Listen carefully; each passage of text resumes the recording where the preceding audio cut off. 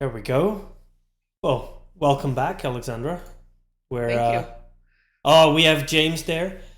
James, the PR payments only apply for the PepCAC streams. So just so you know beforehand, me and James had a little thing where James was only there because I asked him to, You bribed and him. yeah, I basically bribed him um, with creating PRs for Nomad. So, and he said for every hour I have to create one, which is Oh, yeah. that's quite the barter. Well, that's what I thought, and I only found out afterwards. And then you streamed for 3 hours on Wednesday. No, no, two and a half. So, Oh, so I so don't not. need to entirely create the third PR. But today he's here out of the goodness of his heart. Yeah, because I didn't bribe him today. Oh, we round up. Oh, cool, James. Thanks. Oh, Leslie's here too! Yay! Hey, Hey, Leslie. Leslie. All right. Wow, this So, is early for her as well. Right? She's is she Eastern. also East Coast? Yep, she lives probably 85 miles from me. What is that in real measurements? You mean by time or kilometers? Yeah. I don't know. 85 times 1.6. Okay. I'm always confused with miles if it's because you have nautical miles and like land miles. Or divided by 1.6. Yeah, it's divided Yeah, by, I think. yeah. So like 60? Wait, is I a don't know. mile? 1 mile is I think 1.6 yeah, kilometers. so So it's it's times. multiplied. Yeah. Yeah. But a nautical mile is We're like not here to times learn 3-ish, conversion.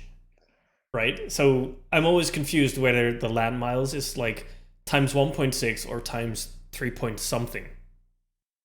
No, it's 1.6. Yeah, but We nautical miles are times 3 something. Yeah, but I wouldn't get there via the ocean. Well, you could. Like You're not that far from the ocean, are you? it would be many more kilometers if I went to the ocean first and then went to where she lives. Yeah, and then walk from there. Yeah.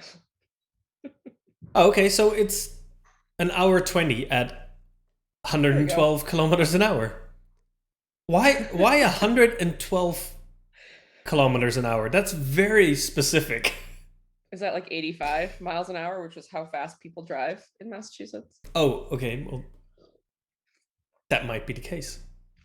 Sounds about right to me. Yeah, 2 to 2.5 hours on the coast of Massachusetts. Okay. Oh, Just trying anyway, not to give away your specific location, Leslie. yeah. Well, there's a zero point 0.5 hour radius there, It's actually plus the entire coast of Massachusetts. it's probably 2 hours to 5.5 hours, depending on the time of day, driving from New Hampshire to where she lives in Massachusetts, due to Boston traffic. Well, yeah, and sometimes you get snowed in. Well, this is true. That adds an entire extra layer of complexity. So there you go. It could Then, either then, be 2 hours, 5 hours, or yeah, 24. yeah, yeah. And in the snow, people in Massachusetts, they do slow down to like 75 to 80 miles an hour. Well, yeah. Plus, you have to shovel your entire driveway to get out of your house. This is all before the driving, Eric. Fine. Okay. So Anyways, yeah. Oh, math. I'm hoping we don't have to do too much math today. I'm just checking because I believe we had math last time and it didn't work out very well. Or it might be that the math was when I was doing Pepcag Mondays with Rosemary, yeah, and there was a terrible math lot of last time. mistakes there. So, Yeah, we're gonna have our goal be to have less pepcaks today than you and Rosemary had on Monday. and less math. Less math. We're not starting out well. Um, Now, if you haven't joined us um, last time we ended up doing Wait, a time lot out. of Git. Time out. Oh, is there We a already time? did. Yeah, we discussed the fact that I'm not Rosemary today. Yes. But Oh, that. All right. I now get what they meant. I just thought it was like a very clear observation where it's like, yeah, obviously she's not Rosemary. See, is the making the black bar slightly bigger? Oh, slightly smaller. Oh, well, it's good enough. It's good enough. Yeah, I could never live up to Rosemary's sus face on a live stream. It's another emoji for later on.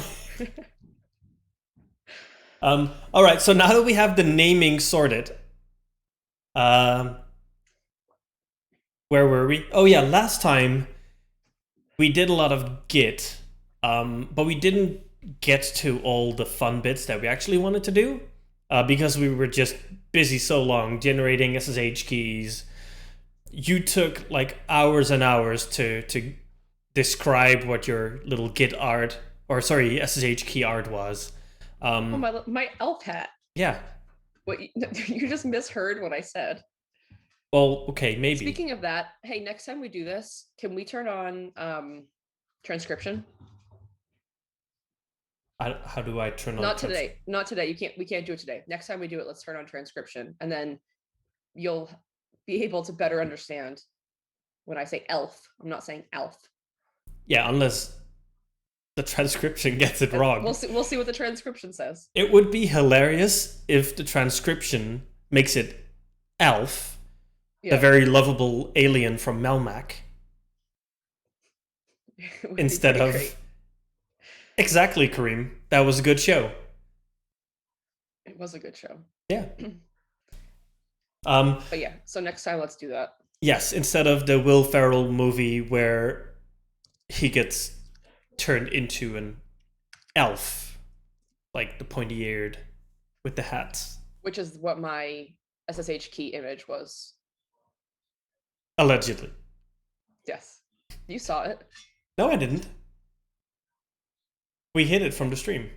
Okay.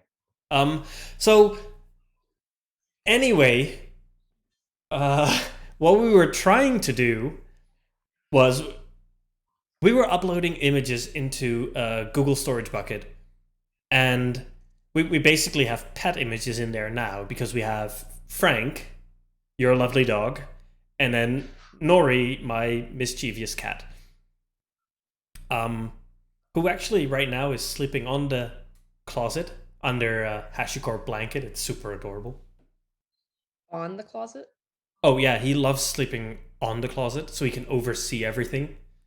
All his little minions running around and bringing him food. Is that like a counter, or is he sleeping on top of a door going into a closet? No, like on top of the closet itself, like on the shelf. No, on the shelf is inside the closet. Well, that's good. He must be having like an after lunch nap. Yes, that is correct. So we digressed again. Oh, yeah, the closet is freestanding. See, Leslie understands. No, she doesn't understand. She's asking a question. There's a question mark there. Well, there was an in front of it. I think as non-Europeans, we need an explanation of what a closet is. Do Americans only have built-in closets? Not only, but mostly. You have IKEA, don't you? Yes. Well, think of the Billy closet. Not that we have a Billy closet, but that's the most iconic one. And then on top of that. Okay, I'll take your word for it. I'll take pictures later. Yeah, let's move on. Oh, it's a wardrobe. There we go. Thank goodness Leslie's here. Yeah. Otherwise we'd be stuck on this forever. So, yeah, so Google Cloud Storage Bucket images of cats and dogs, but you want to turn that into a website. Yeah. All right, so what we're going to do today is several things. First, we're going to create like the most simple website, since you've only done basic HTML, and CSS rings a bell, but about as much as an alarm clock does when you slip through it. Yes. Correct. So we're gonna try and do that, but we'll run into an issue, and that'll spawn a whole new thread of things that we're going to be doing. We're gonna use notifications, PubSub, Cloud Run. It'll be awesome. Oh, So, go ahead. so you set us up to run into an issue, No, it's just or it's just inevitable that that's going to happen. yeah, it's inevitable. Okay. So let's start off with, I guess, making an HTML page. Do you want to load up your code and things and get started from there, and I'll guide you through it? Sure. Which I think means I should be sharing my screen. Uh-huh. Uh-huh. Okay. Let's see if I can remember all of my Mac commands here. Oh, no, command. There we go. Oh, Pixel's not happy. It doesn't sound like an unhappy bark. Can you hear her through my headphones? Yeah. Okay. All right, so I am getting set up here. And we said we're going to do some HTML. What are we going to use for that? HTML. No, I know, but how are we going to drive the HTML? With code. Bye, Leslie. Thanks for sorting out all the important discussions we were having so far. Yay, thank you, Leslie. Come back next week. Yes. And when you're done with your ITE things, come back and hang with us. Yes. All right, so we're going to be using VS Code again to write our HTML. Oh, darn. I know I have to do .code. I remember this from last time. Is it .code or is it .space code?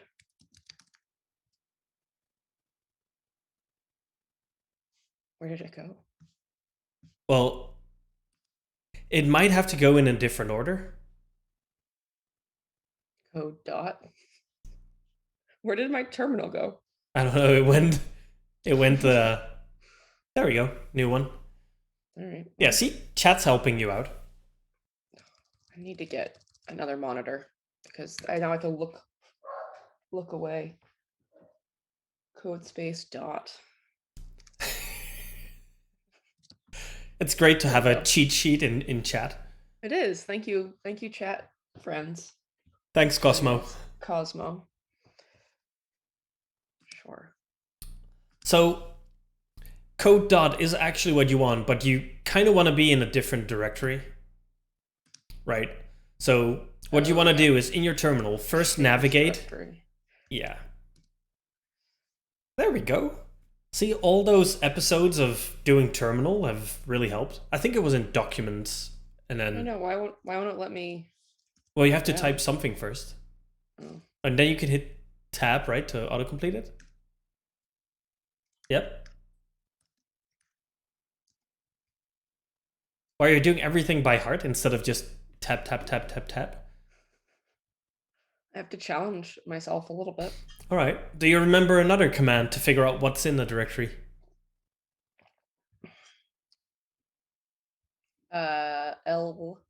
LS. Yes. That is actually correct. Thanks. You sound a little shocked. You're not far off. So we need to add an episode 4 here. So we're actually gonna stay inside of episode 3. Okay. Because that's where we have our Git repo. Right. So if we go into episode 3, and we'll rearrange this a little bit off screen, like where we will create a branch per episode, so that if people want to go and check out the code of episode 1, they could actually do that. But if you go into episode 3, there should be another directory there, if I remember correctly. So I have to do CD episode 3. Yes, correct. I'm actually gonna add the music because people seem to like that last time, Yeah, so I'll add it and make it too loud. Well, yeah, that's.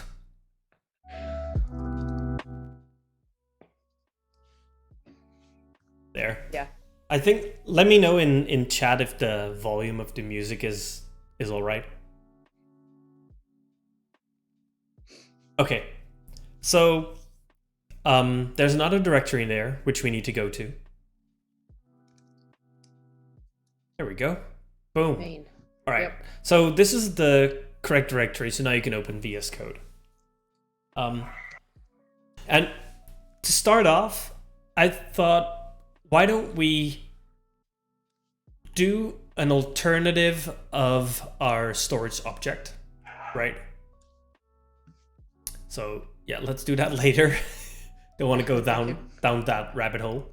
And you can make your editor, basically make your editor full screen. Just make it big. So if you hold the Alt button if you hold Alt and then hover over the little green button. There isn't an Alt. Oh, it's the little line with the, like the little split line thingy. It's next to Command. Option. Yeah. Yep. So if you hover over that and Option. Yep. You get a little plus instead of the little full screen icon. So if you click it now, it'll stay inside of this and you won't lose everything. Sure. Okay. Because if you actually type command and then tilde,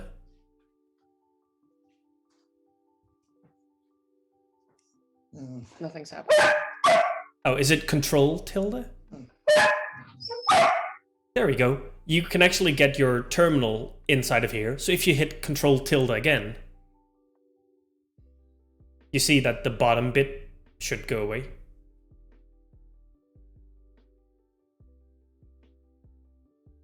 Well, unless that's different on Mac, but you can hit the little cross on the bottom right. That works as well.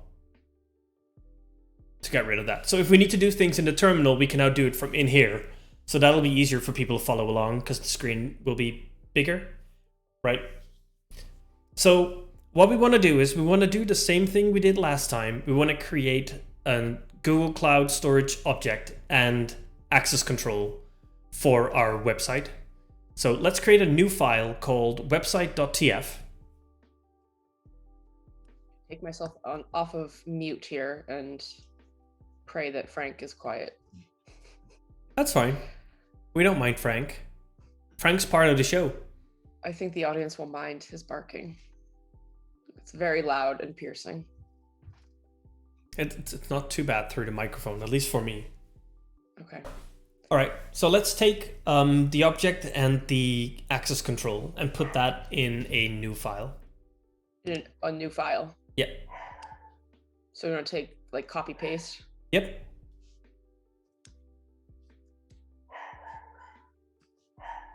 All right. Yeah, I think indeed, Kareem, Frank and Pixel are basically arguing over tabs versus spaces. Yes, they argue. They will find anything to argue about. All right. Where's that? Oh, that's not what I want. There we go. What do we want to call this one? Website.tf maybe? Because this will hold all our website stuff. Okay. So pastorino that in. So we need to change the reference name of the resource, right? So the label.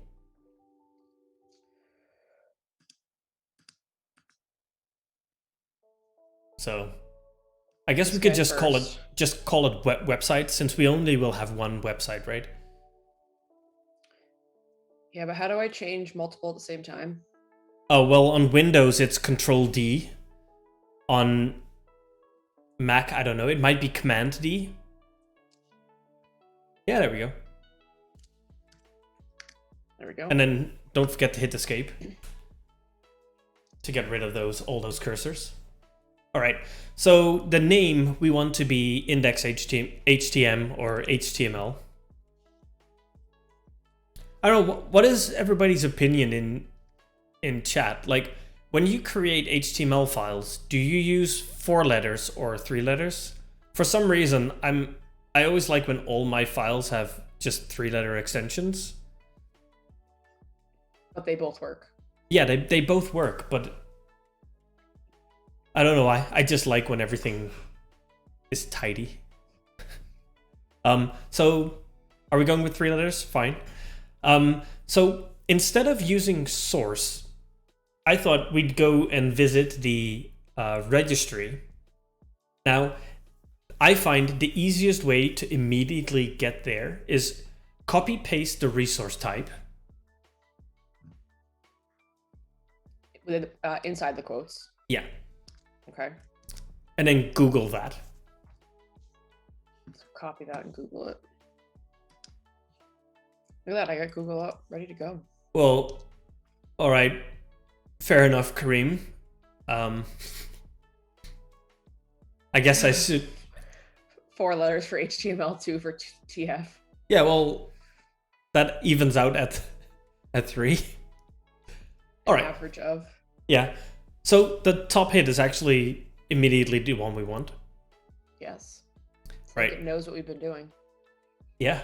Thanks, Google. So if we scroll down slightly, we were using the source field, but I want to, for now, just immediately write the HTML inside of our Terraform file. Am I continuing to scroll? No. Oh, okay. So I want to use the content field instead. Okay. Right? So instead of it referring to a file on disk, we're just gonna put the contents of a file there, and it'll then create a file with those contents. So we need to remove the source field.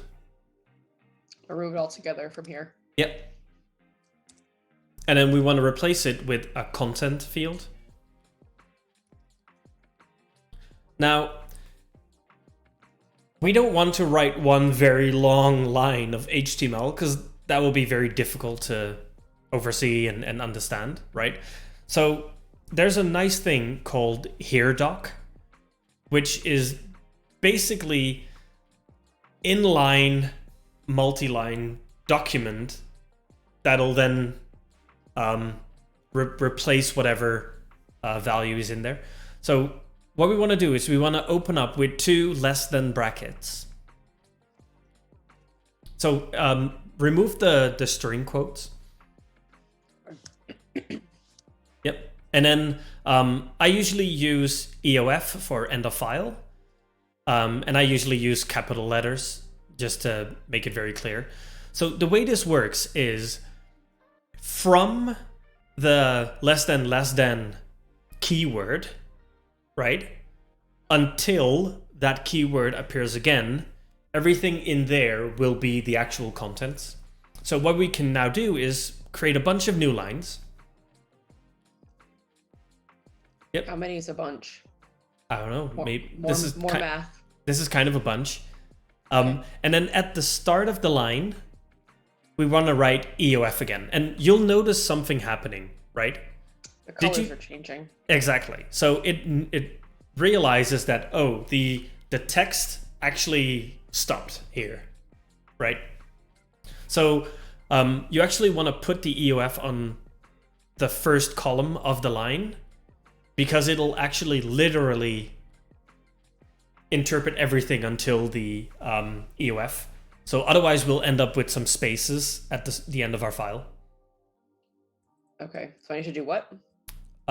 So I always use Shift Tab. So Tab indents, right? Yep. Shift Tab does the opposite. So big tip for you, Alexandra, that also works in Google Docs and things. Oh, I know that. Oh, well. I know that for my Linux. I don't know it.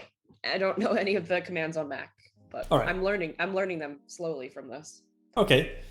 So what we now want to do is between these EOF markers, we want to put our HTML, right? So we want to add our doc type. We want to have our HTML brackets, our head with a title, and then a very simple body. That's all we're going to do today for the HTML because we're not doing an HTML course. Right. Right. So just take it from here. You know your HTML, right? Well, I think I was pretty clear before we started that I've dabbled in HTML. and it's been quite a while. Okay, so we want to start off with less than exclamation mark and then doc type. So this will set the type of the document, and then a space, and then the actual value. So in this case, we're just going to do HTML. Now, this used to be very important before, when there were loads of different flavors of HTML for every different browser and everything supported something different. Now it's pretty much always just HTML. And then we want to close that tag. There we go. Okay, so then every HTML document is contained within HTML tags, right? Like an HTML opening tag and then the HTML closing tag. So you can go and create those on the new line. What do I need to create, you said? HTML tags. Just the tags? No, so a tag with HTML as the actual name of the tag. Yep, correct. And then close that. And then you know how to create closing brackets for a tag, right? Oh, this guy? Yeah, but this would mean that there are no child nodes to this tag, but we want to put children inside of the HTML. So what you instead need to do is you do less than / and then the name of the tag, and that'll close the corresponding opening tag. No, so on a new line, you do less than Yep. / Oops, that's a question mark. and then HTML, and then close the brackets. it. Yeah. So this means that we could put things inside of this HTML tag, right? By putting it between them. So we're nesting it. Oh, I see what you're saying. Yes. Okay. Okay. So we need to do the same for head and body. So if you can create inside the HTML. In between them. Yep. Okay. Create opening and closing tags for head, and then after that, opening and closing tags for body. Yeah, I will say all of my HTML experience has been Google based, as in Google searching. And then find and replace, copy paste. Where it's like, I need to change this thing. How do I change it? And then Google tells me. Well, very often when you're working inside of other programs, or like when you're editing snippets, you don't have to touch this bit of the HTML code. So it's fairly common for people to like not be used to it that way. So what we now want to do is inside of the head, we want to add a title tag. So again, that'll be opening bracket title, closing title. And then in between there, we can put the actual title of the page. So what do we want to call this? That's a really good question.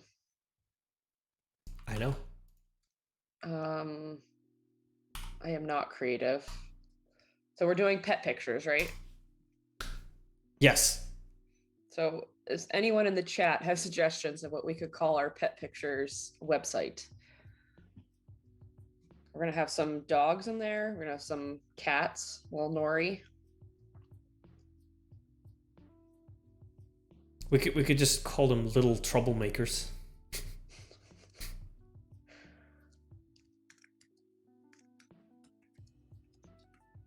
Yep. No? Oh, is that one word? We're going to call it one word. Okay. Yep. Cool. So that's the title sorted. Now inside of the body. Spelled the word little wrong. There we go. Okay. It's fine. I'm not. English is not my first language, so I wouldn't have noticed.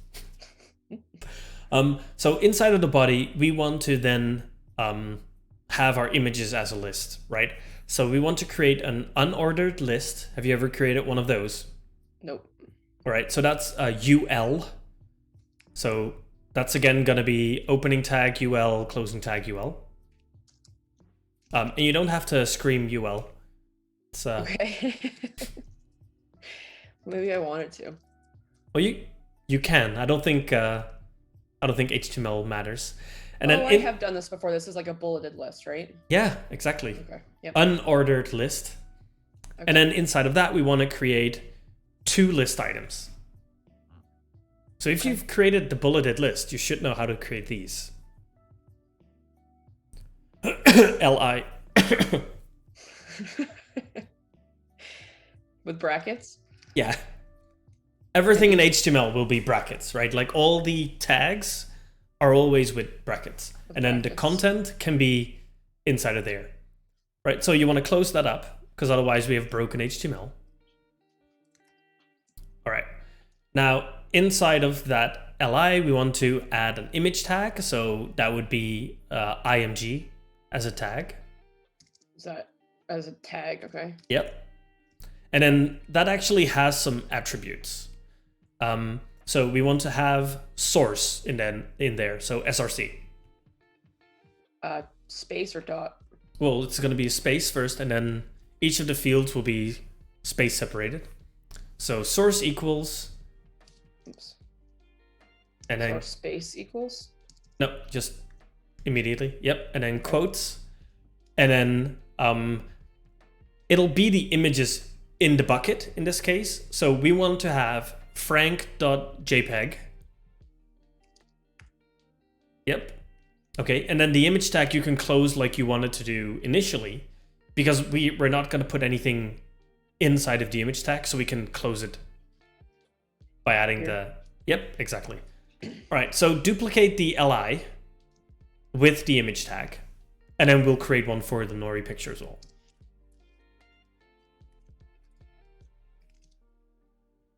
I thought you were just going to select and copy paste, but that's cool. No. This will teach you more. Yes, if I have to type it, I might remember it. Is anybody else in chat getting OCD from nothing being indented? And everything being on a new line? Oh yeah, the being on a new line, like that. It's a lot of lines, but where would you indent? So I would put title, Little Troublemaker's title on one line. Yep. Yeah, Kareem's breathing into a paper bag right now. You're causing a lot of anxiety, Alexandra. So I would normally do, like when I've done HTML, right? Like you said, title, then the content, then close the title, as opposed to putting it all in separate lines. I'm just following my directions that I've been given. Well, I didn't say anything about putting things on new lines. I think that you did. Well, initially. Yeah, and then you never said not to. Fine. All right, so you can clean this up a little bit, right? Like everything, like the title can be nicely on one line. The li and the image can be on one line. That'll be cleaning it up a little bit more.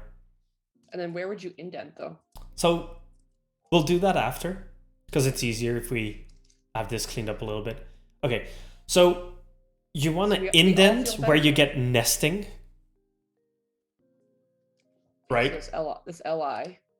Yep, because that's nested underneath the UL, right? But the UL is also nested under the body. Yep.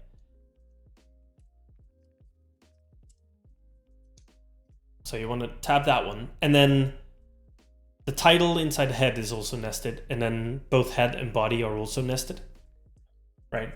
The reason, like, the document works without indentation. This is just way easier to read. But if I indent body, then the rest of that has to be indented. Yes. Right? Correct. Right? And I'm tabbing, not spacing.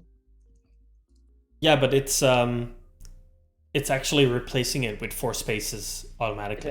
It is. I noticed. So, but the reason why you do this, and it's the same again what we had in Terraform, right? If it's nested and you indent it, it's easier to immediately understand the structure of the document. Yeah. Right. Okay, so now that we have this, let's double check. The access control looks good because you did the find and replace for all the names, so that should be fine. So let's commit this and push it to GitHub to add our... Oh, I still see a mistake, by the way. All the way at the bottom. Of the output. Yep. You can actually delete the output because, as we noticed, it doesn't give us the correct URL anyway. All right. All right. So do you remember how all this went? So you could do Command tilde to get the terminal. Or do you want to do it through the UI where you have the little one badge? Over here? Yep. Yeah, let's do it over here. Oh, no, don't want to click that one. Okay. I was just seeing if it would give me the... Yeah, it gives you a tooltip. Okay, it just takes a minute. So we want to stage changes. Yes, correct. Yeah, the open file one is not as dangerous. The revert one would basically throw away everything we'd just done. Yeah. And writing that HTML already took long enough, so I don't want to do that again. I won't do that to you. Thank you. Okay.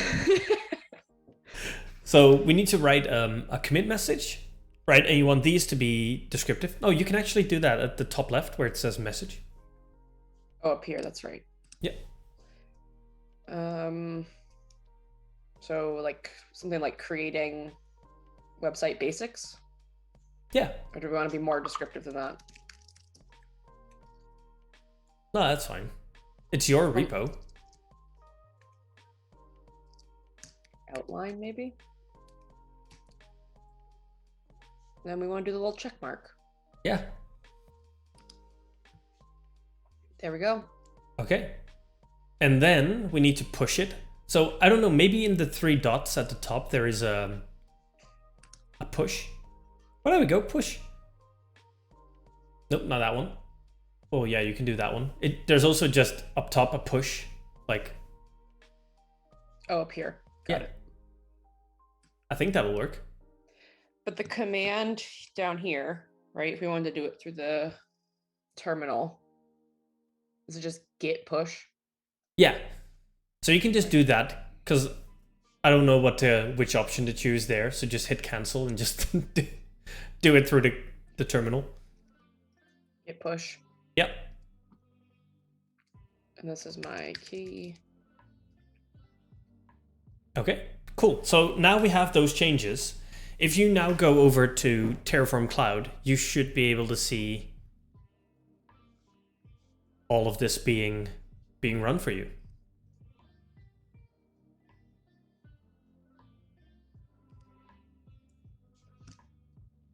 I'm so glad we got the anxiety sorted. Everything is indented. Everything is fine. I know, I hope Kareem feels better. Rubbing my earlobes. Woosa, woosa. So I want to go to our workspace. Yes, correct. And that's app.terraform.io. Sign in. Apparently it kicked me out since last week. Please go away, Octa. You need to hit the little X. Thank you, Eric. Well, that's why I'm here. Mental support. I had to move your head out of the way because the little Zoom buckets were right there. Oh, I know, Zoom. Okay. So, looks good. Wants to add 2 things. Doesn't want to destroy anything, so... Let's confirm and apply.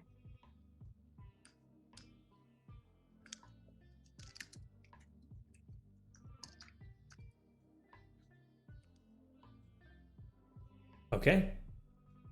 Cool. Are you playing the music in the background? Yeah. Oh, I don't know if people can actually hear it or if I need to turn it up. I don't know either. All right.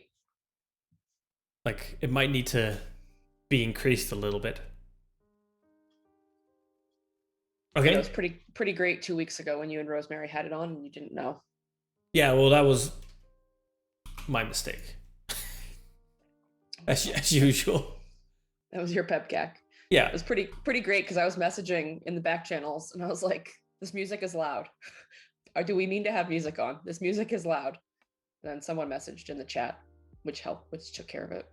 Yeah, well, it's because I'm not reading Slack. Yep.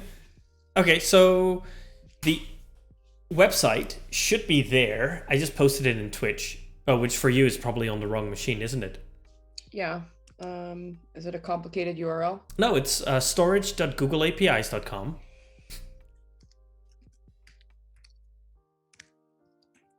Yep. / Freeman-dogs / index.htm.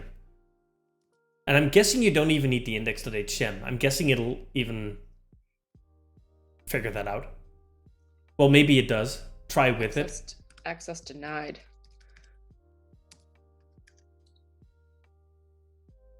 There we go. A very large picture of Frank. Well, that's why I said when we finish the website, there are some things that we need to do. Because if you scroll down... Look at his little snoot. Yeah. You can see Google's... blurring. Yeah, their portrait blurring. It's a little bit off. Sorry. We'll forgive them. For now. There's my beautiful grass. Oh no, where's Nori? Nori's broken. Oh. So I think you made a typo then somewhere. I must have made a typo. Okay, so back to the code. Now... What did we call Nori? Oh, I see what you broke. Now, that comment of this looks fantastic. Obviously, I didn't review it. Exactly. And that's why you have Terraform plan before apply and things such as code reviews. Mm-hmm. All right, so now you need to add this file again since we modified it. Write a new message.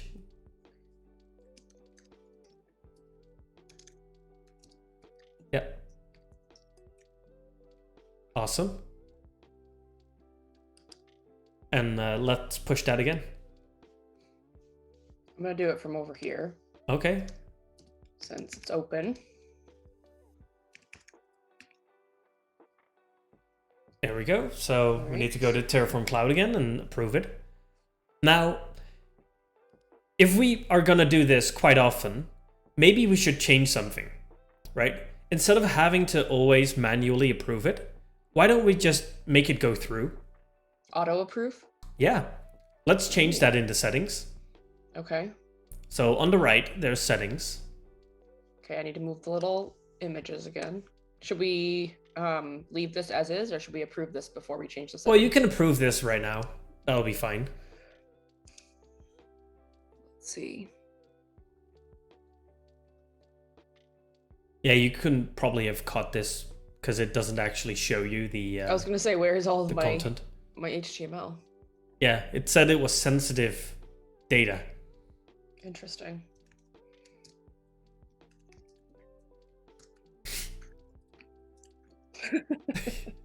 This is what happens. Very true. Allowed to approve your own code. Yes. Okay. So I want to go to settings. Oh, here. Yeah, and then let's first check general because I'm not sure where it is. Oh, there we go. So apply method, auto apply, and then save it. This can be a very, I guess, when would you use auto apply versus having like a standard that you do not enable auto apply? So I think we discussed this last time a little bit as well. If you already have like a whole review process inside of your CI/CD pipeline, like for instance, if you're using GitHub and you're using pull requests and code reviews for things to actually move to production, then basically you already had your whole vetting procedure there. If you don't have that, then this is a nice last step before something actually moves it on. In this case as well, this is kind of like our development environment, right? Mm-hmm.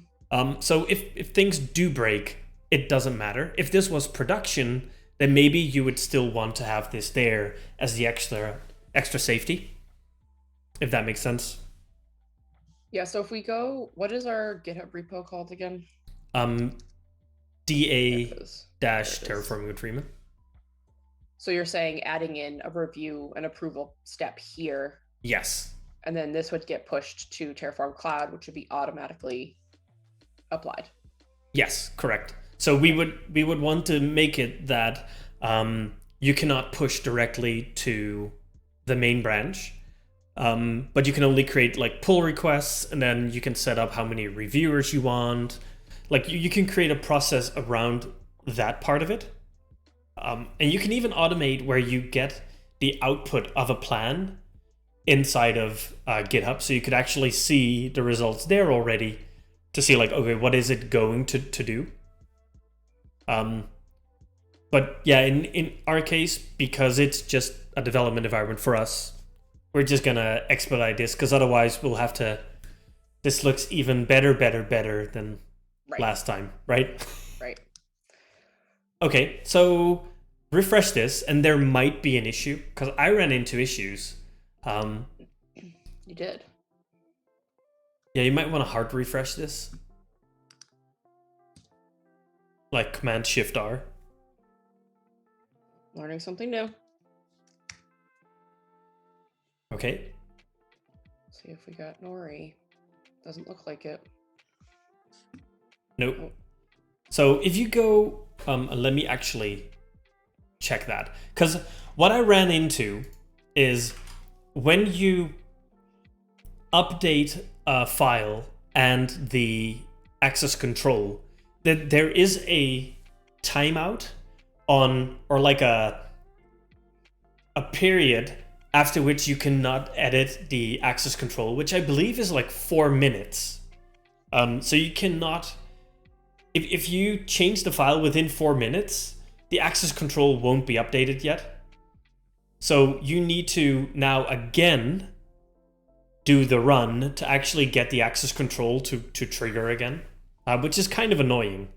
But we can, instead of making a false git commit, we can just force a run from Terraform Cloud. So let's do that. Okay. Right, so let's go to our workspace, and we can go to, well, at the top right, we can just queue a new one. Right, so just hit queue.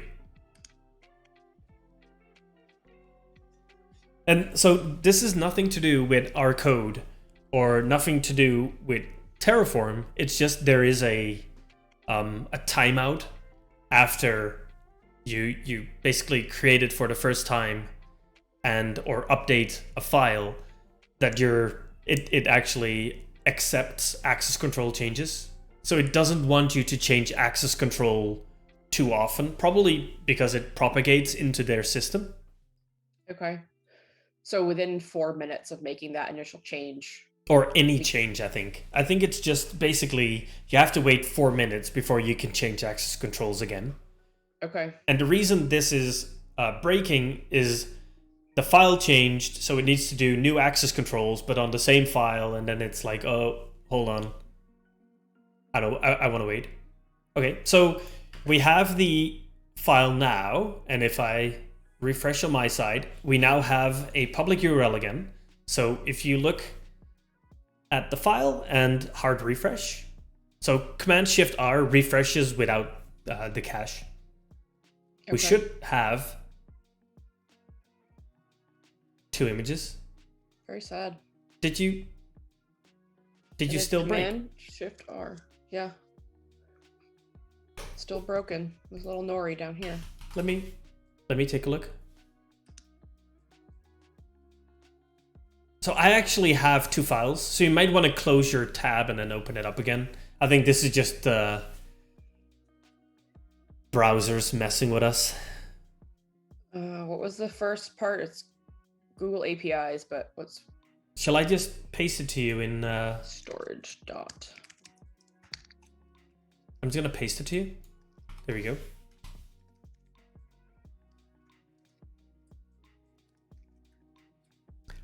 bum. Nice with a little music in the background. Why does it keep doing this for you? I don't know. Try opening it in incognito window.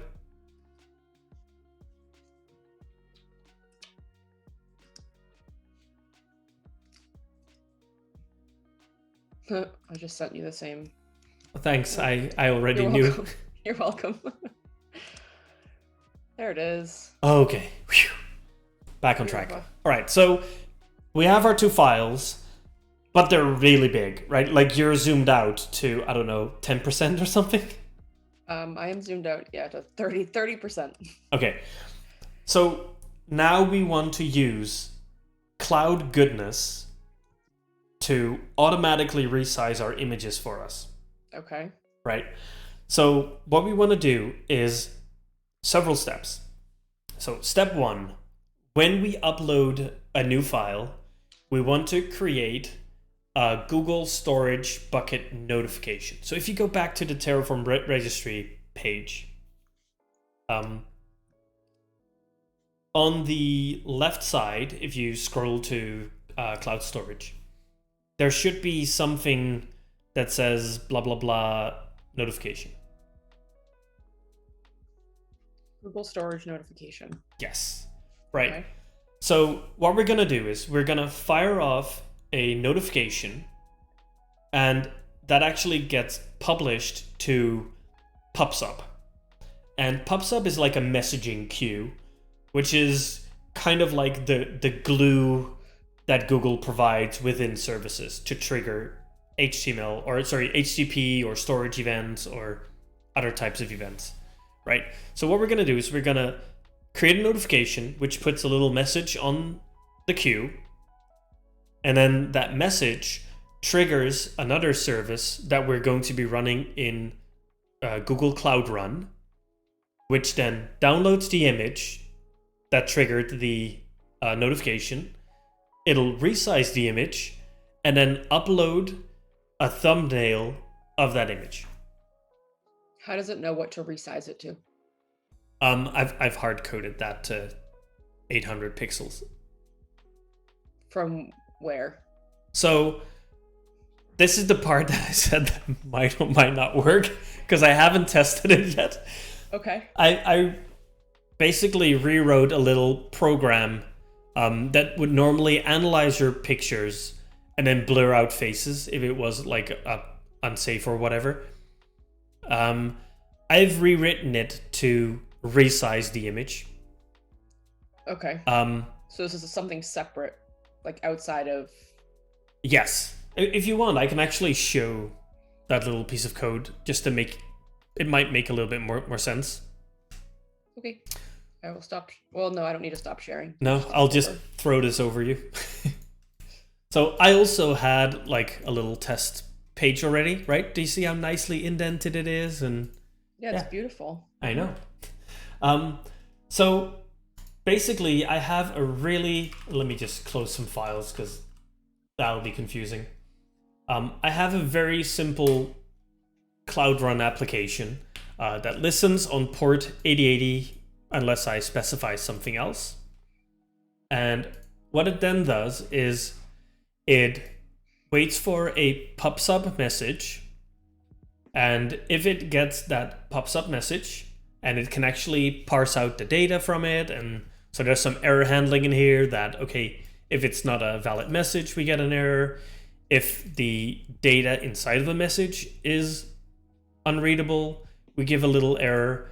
And if we don't have the fields that we want to get from a storage message, so in this case, we want to know what the name of the file is and which bucket it is, we'll throw an error. If all of that is fine, we're going to resize our image, right?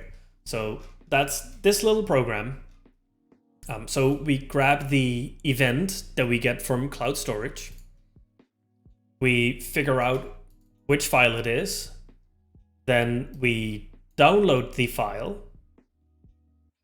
Make sure that that's all correct and working. And then we're going to try to resize the image. So in this case, I've resized it to 800.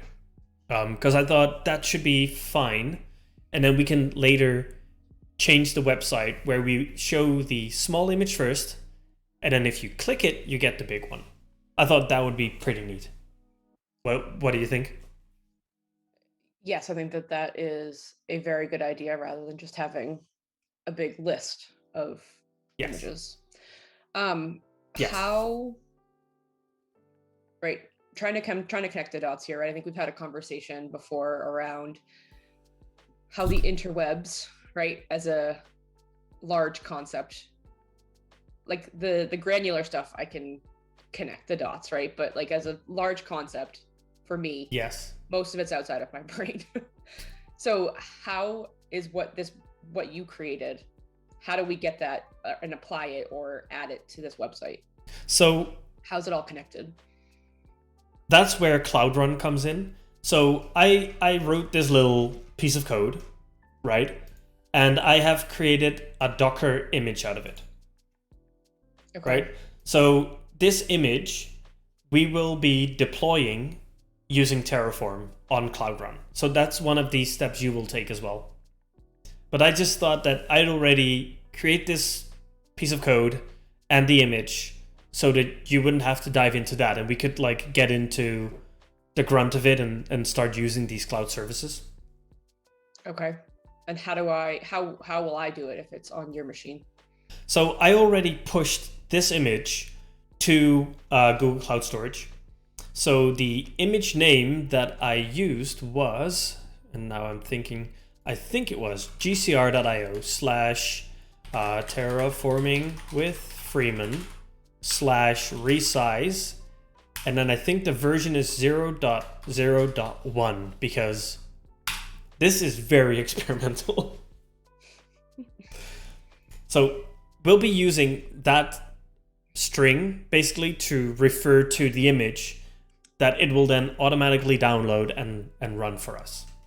Okay? Does that make sense? I mean, yes, but I still don't know what I'm supposed to do with it. So I'll walk you through it. Okay. We'll do all of that. Right? So do you understand the chain of events that we're trying to create in order for this to work? Not really. Okay. So the way it works is we upload an image with Terraform, right? So the image gets put into the bucket. Now, the upload triggers a notification. So the notification sends a message to PubSub, right? That PubSub message then gets sent on to Google Cloud Run, which is where our application is running, right? It reads that message, and then it knows like, okay, so it's this bucket and it's that file that just got uploaded.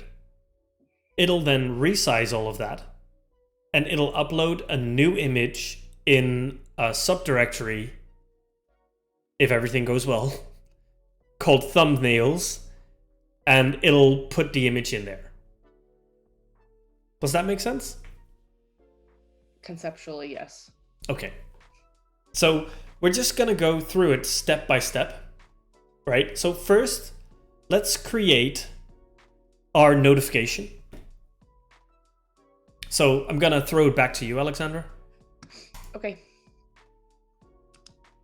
If I need that URL that you shared in... Yeah, I'll give it to you again. Okay.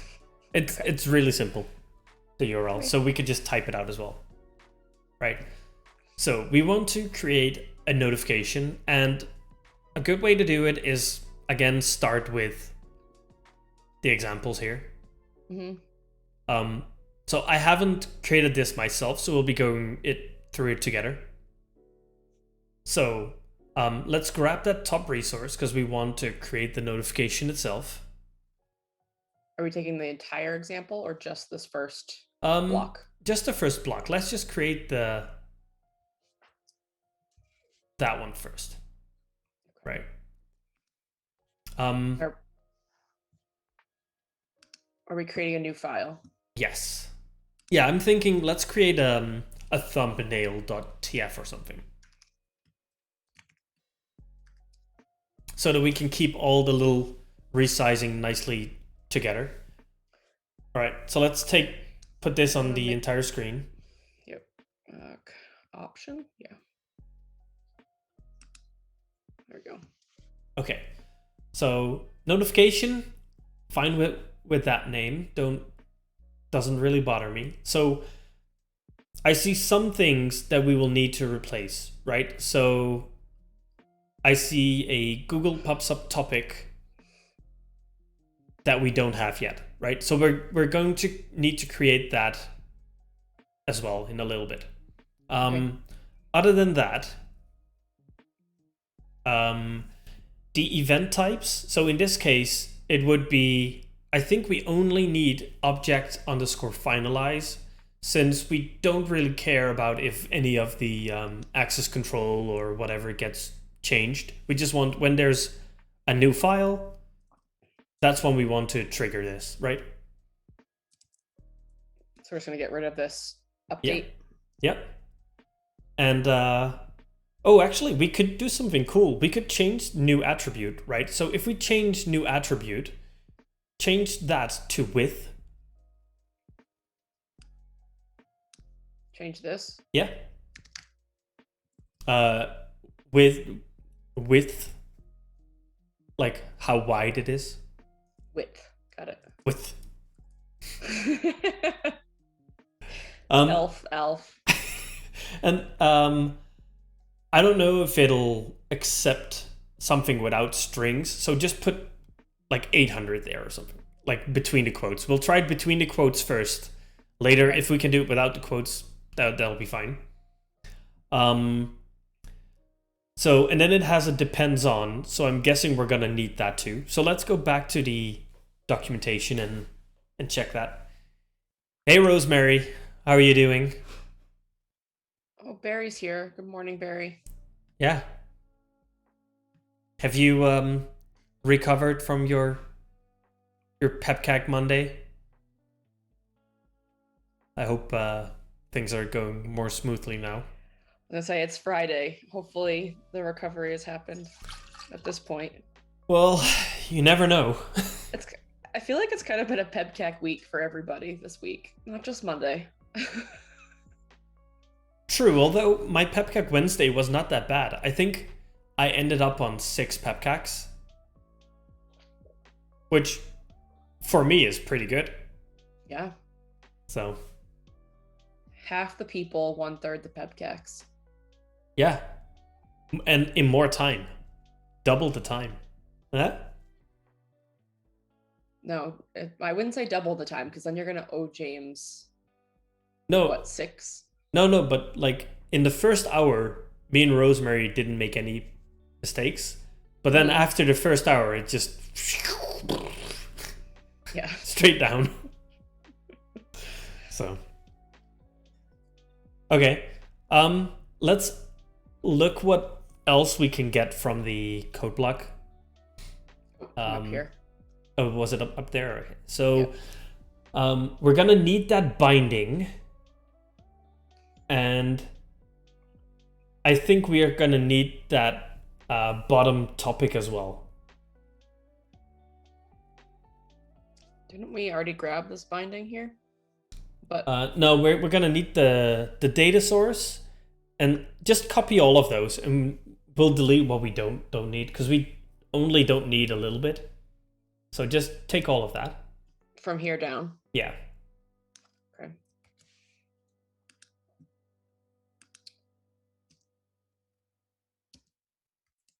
Okay.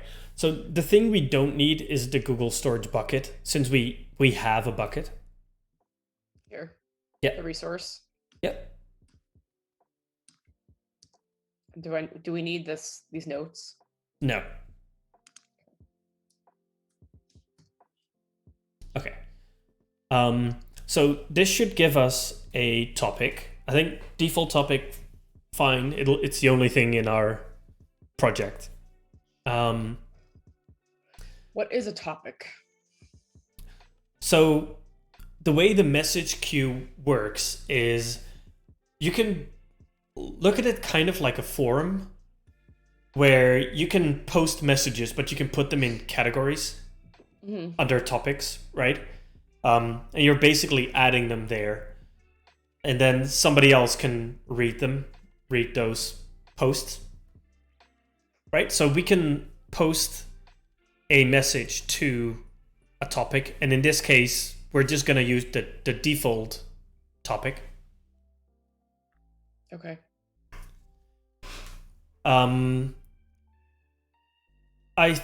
wondering if that storage account, or sorry, service account will be fine, but we can just try that out. I'm guessing that will work. We're gonna YOLO it. Pretty much, yeah. Sounds good. Well, oh no, we can't. Never mind. Yep. Let's do that. What's up? No, so I was like, oh, you could just do a Terraform plan and then figure it out. But because we have VSC workflow, we need to use the VSC workflow. So what we can actually do, and that might be interesting, if you open up the terminal with Command tilde. Nope. Option. Nope. Uh-oh. What did I do? Nope, I don't want to do that. Control tilde. Yep, and if you write Terraform validate,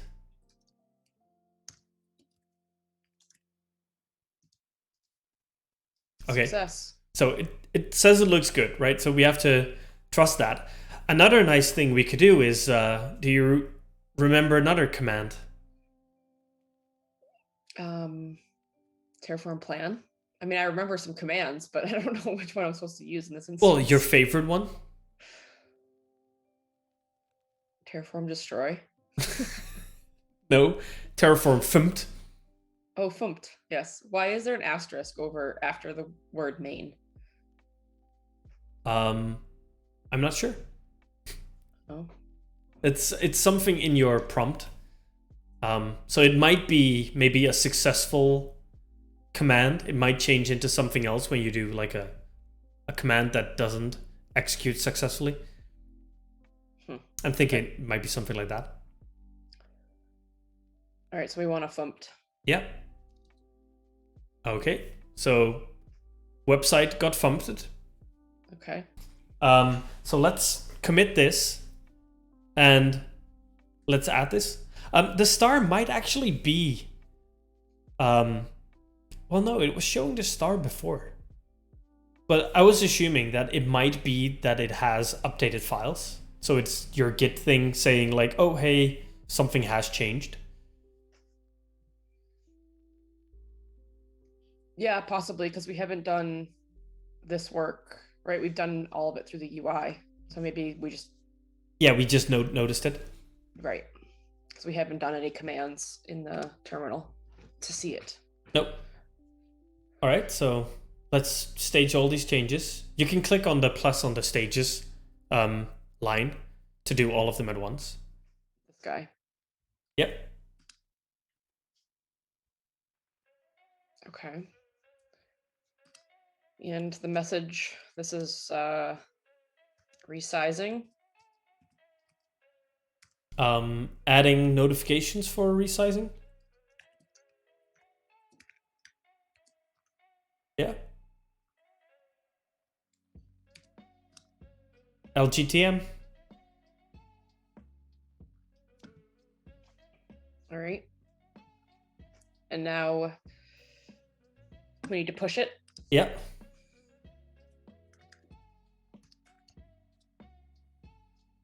Yeah, Kareem, that's what I thought initially. But since it's after the branch, I'm guessing it means like, oh, you have changes. Since now that we pushed, it's gone. It is gone. And we did have a successful command, so it's probably just outstanding changes. Okay, so let's take a look at our Terraform. In here. Yeah. Yep, and it should auto apply. Yep. Oh, and it already did. So that's looking good. I'm trying to figure out if there's any way where we can see these notifications, but I'm guessing not. Where are the notifications going if we can't see them? Well, the notifications are going to PubSub. So let me take a look at PubSub. Maybe I can see something there. Oh. Where would you view PubSub? So you would do that on Google Cloud. So I can put that on screen. Yes, please. Let me just switch to that, and then I'll pop this out, put that there. There we go. So in PubSub, we see our topics. So our default topic is here.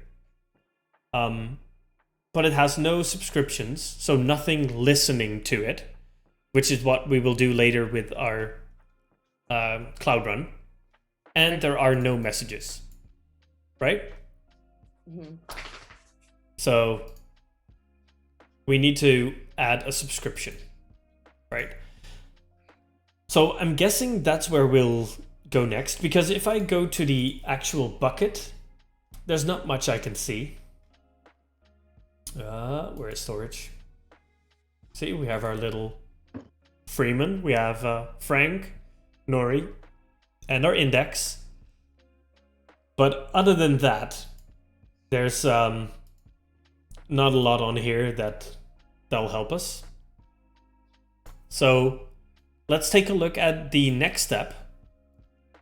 And I guess that would be creating the Cloud Run application. Okay. So back to the registry, and let's figure out how we can create a Cloud Run service on GCP. Let's see what the docs tell us. Yeah. Cloud Run service. Okay, cool.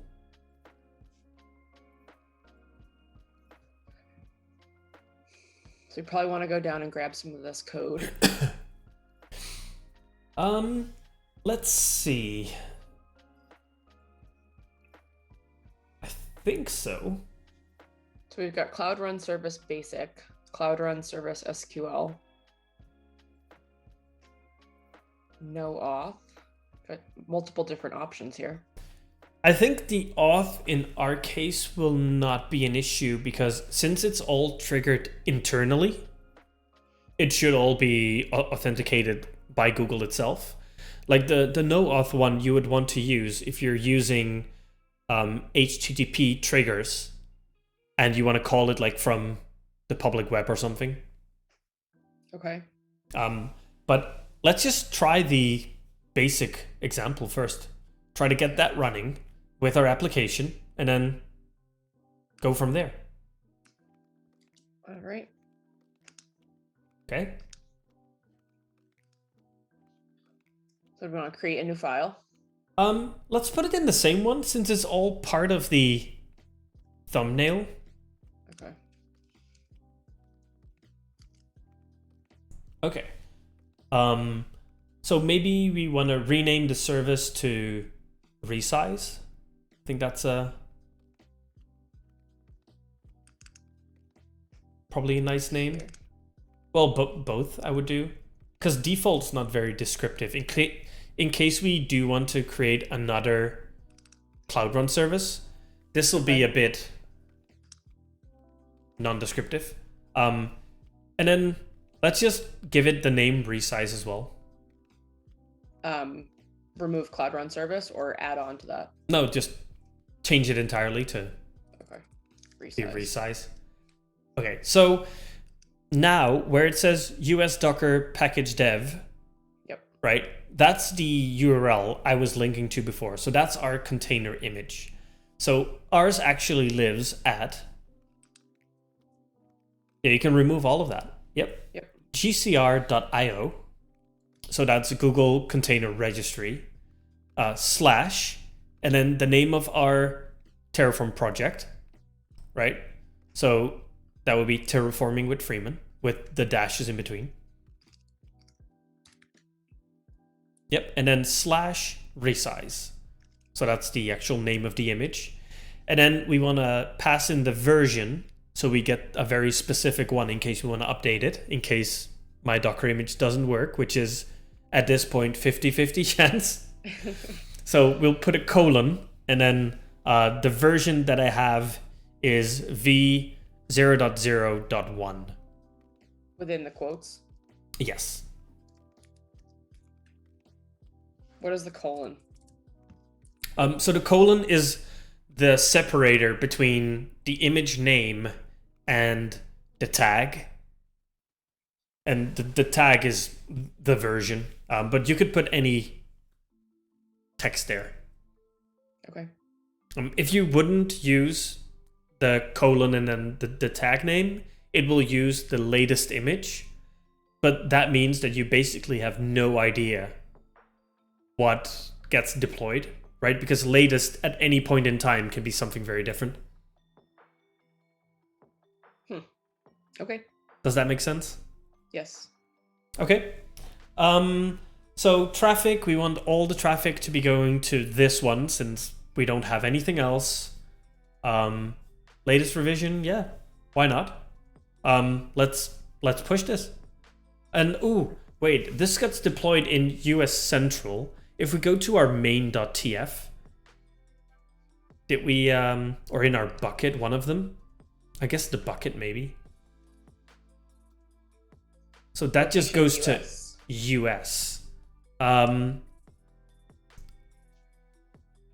All right, well, if we haven't chosen any locations yet, we can just use US Central 1. I think that should work fine. Okay. So roll with it. Yep, YOLO. YOLO. Okay, and here.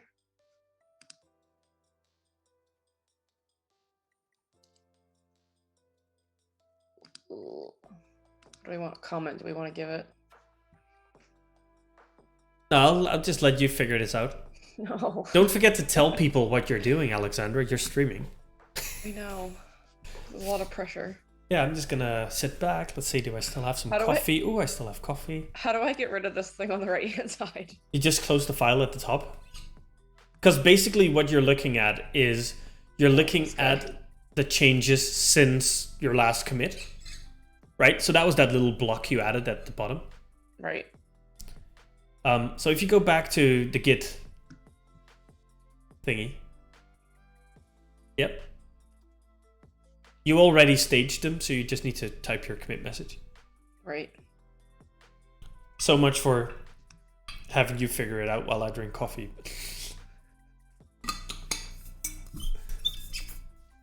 Do you hear that? I hear the squeaking of a cap of some kind. Yeah. It's the thermos. All right, so thermos, yes, thermos. So this is adding a Cloud Run service? Yes.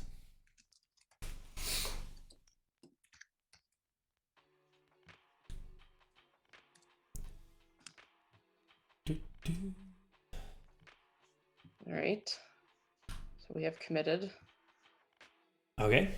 Let's take a look at our Terraform run to make sure that everything gets deployed correctly, nothing goes wrong. So I need to push it first, all right? Oh yeah, if you didn't, then yes, correct. 100%. There we go.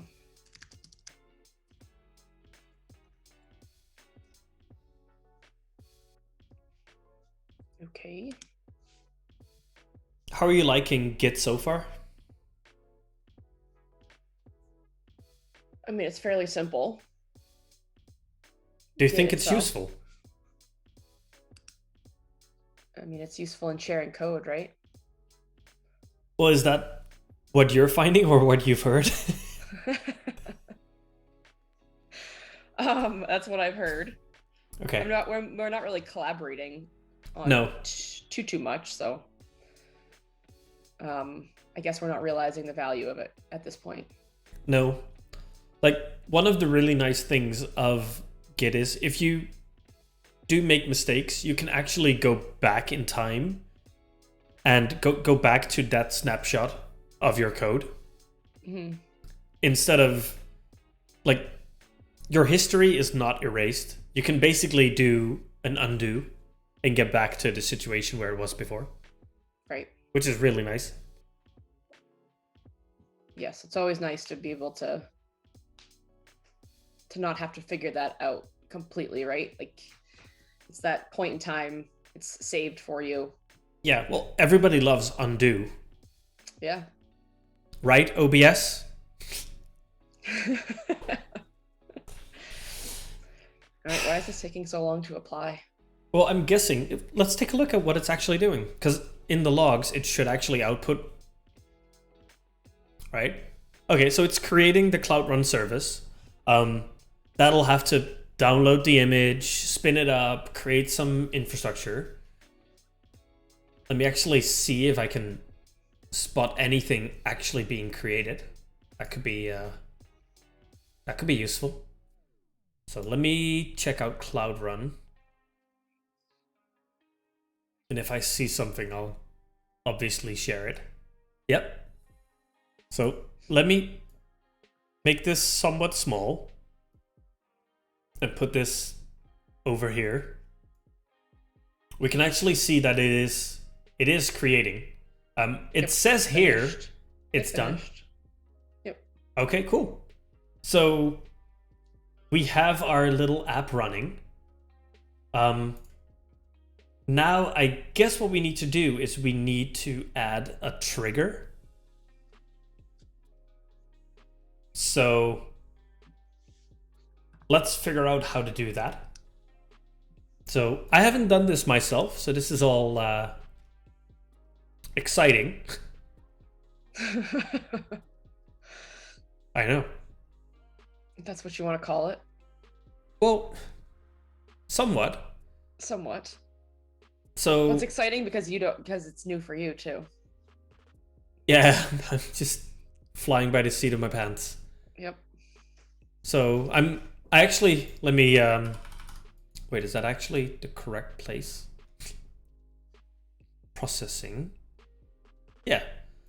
So we're very loosely following this guide, which is processing images. And this one is like for censorship and stuff like that. But we're doing something similar, but we're doing it from Terraform.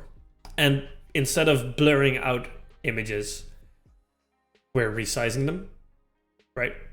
Mm-hmm. So I'm trying to figure out where in the guide the actual trigger is configured, right? So let me open this up here, right? I hope people can see that. I hope that's big enough. So our user uploads an image, right? We've done that. Cloud storage publishes a message about the new file. I'm assuming that works, right? We haven't actually tested that. Maybe we should test that. Do you have another picture of your dogs? I actually do. On that computer? I downloaded a couple as we were preparing this morning. Okay, so let's add another picture and let's see if that will actually trigger one of those pops up messages. Okay. So I'm gonna let you do this entirely since... Oh boy. I think you should work with me on it.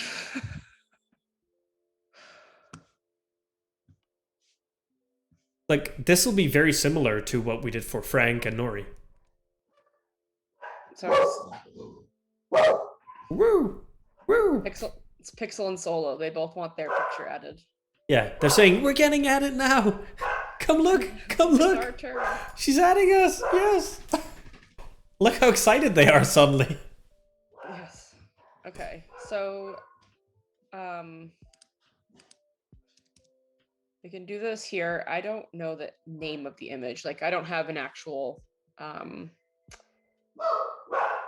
easy reference name on my laptop. I mean, on my machine. Okay, so you can always rename the file, right? Because you have to put them in Yeah. the assets folder anyway. Okay. So I'm guessing they're called img underscore. Yeah, they're actually PXLs. Oh yeah, of course, because it was uploaded from a pixel.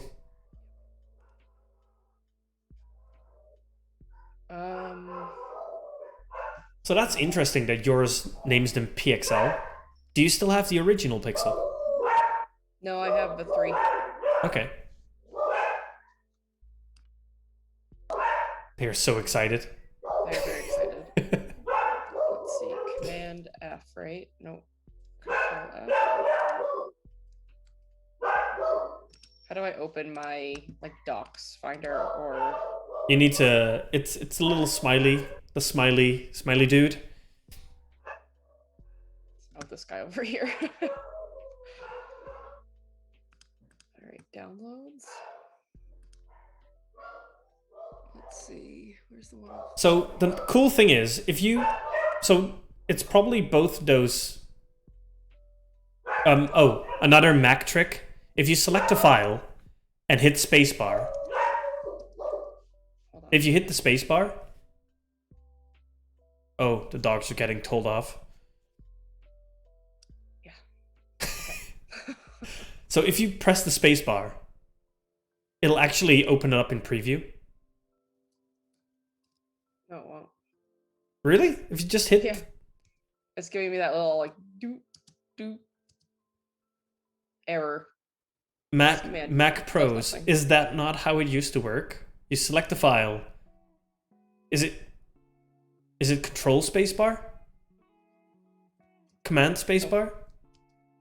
No. No.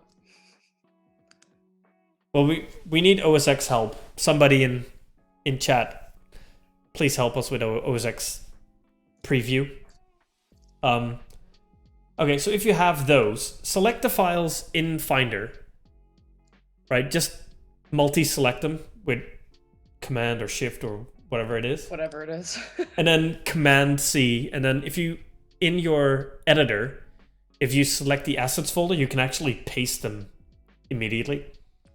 Interesting. Okay. I know. Command paste?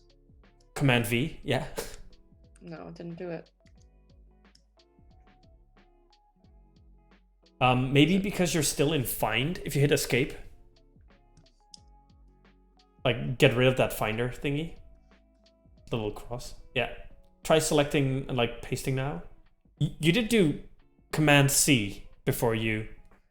I did, but am I supposed to do Control C? No, it's Command. I know, I did that. Oh, Command okay. C. Yep. Right. And then go there. Here. Paste. And V. Yeah, no, nothing. Well, okay. So then just do it from Finder. Your Mac skills are letting us down. As are mine. All right, so what do I have to do here then? So you need to navigate to Documents, Terraform, Episode 3, Terraform, DA, Terraforming with Freeman, Assets, Paste. There we go. Okay, so now that we have these additional files, let's add one, right? So we have some for later. Can I drag and drop? No, you need to put in code. Oh, okay. See, because they're already there on the left. Oh, now they're there. Nice. That. Yeah. All right, so let's go back to image. Yeah, so Kareem says spacebar should work. The thunk usually plays when you don't have the window focused. Oh, okay. Got it. Yeah.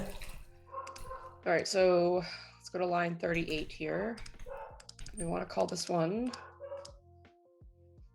Let's see. I need to do Command D, right? Command D, Command Shift D. Command D, yeah. And I want it to be solo image. Cool.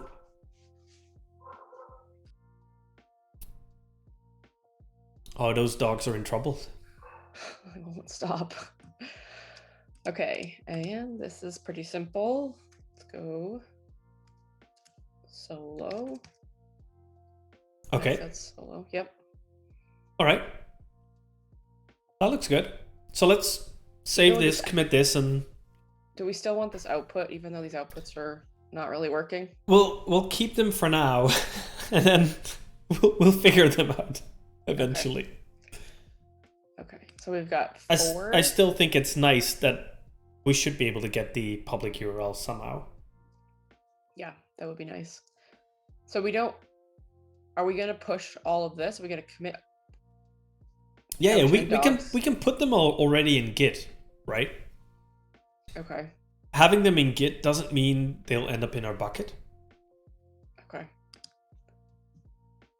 So so technically we're adding all of the assets to Git, but only solos is going to the bucket. Yeah, adding more pictures. It's pretty descriptive, right? Yeah. Actually, I should say pictures, since images can be multiple different types of things. Okay. So now I want to open my terminal. Oopsie. I haven't seen defoopsie in Oh yeah, we haven't had devoopsie today. No. No.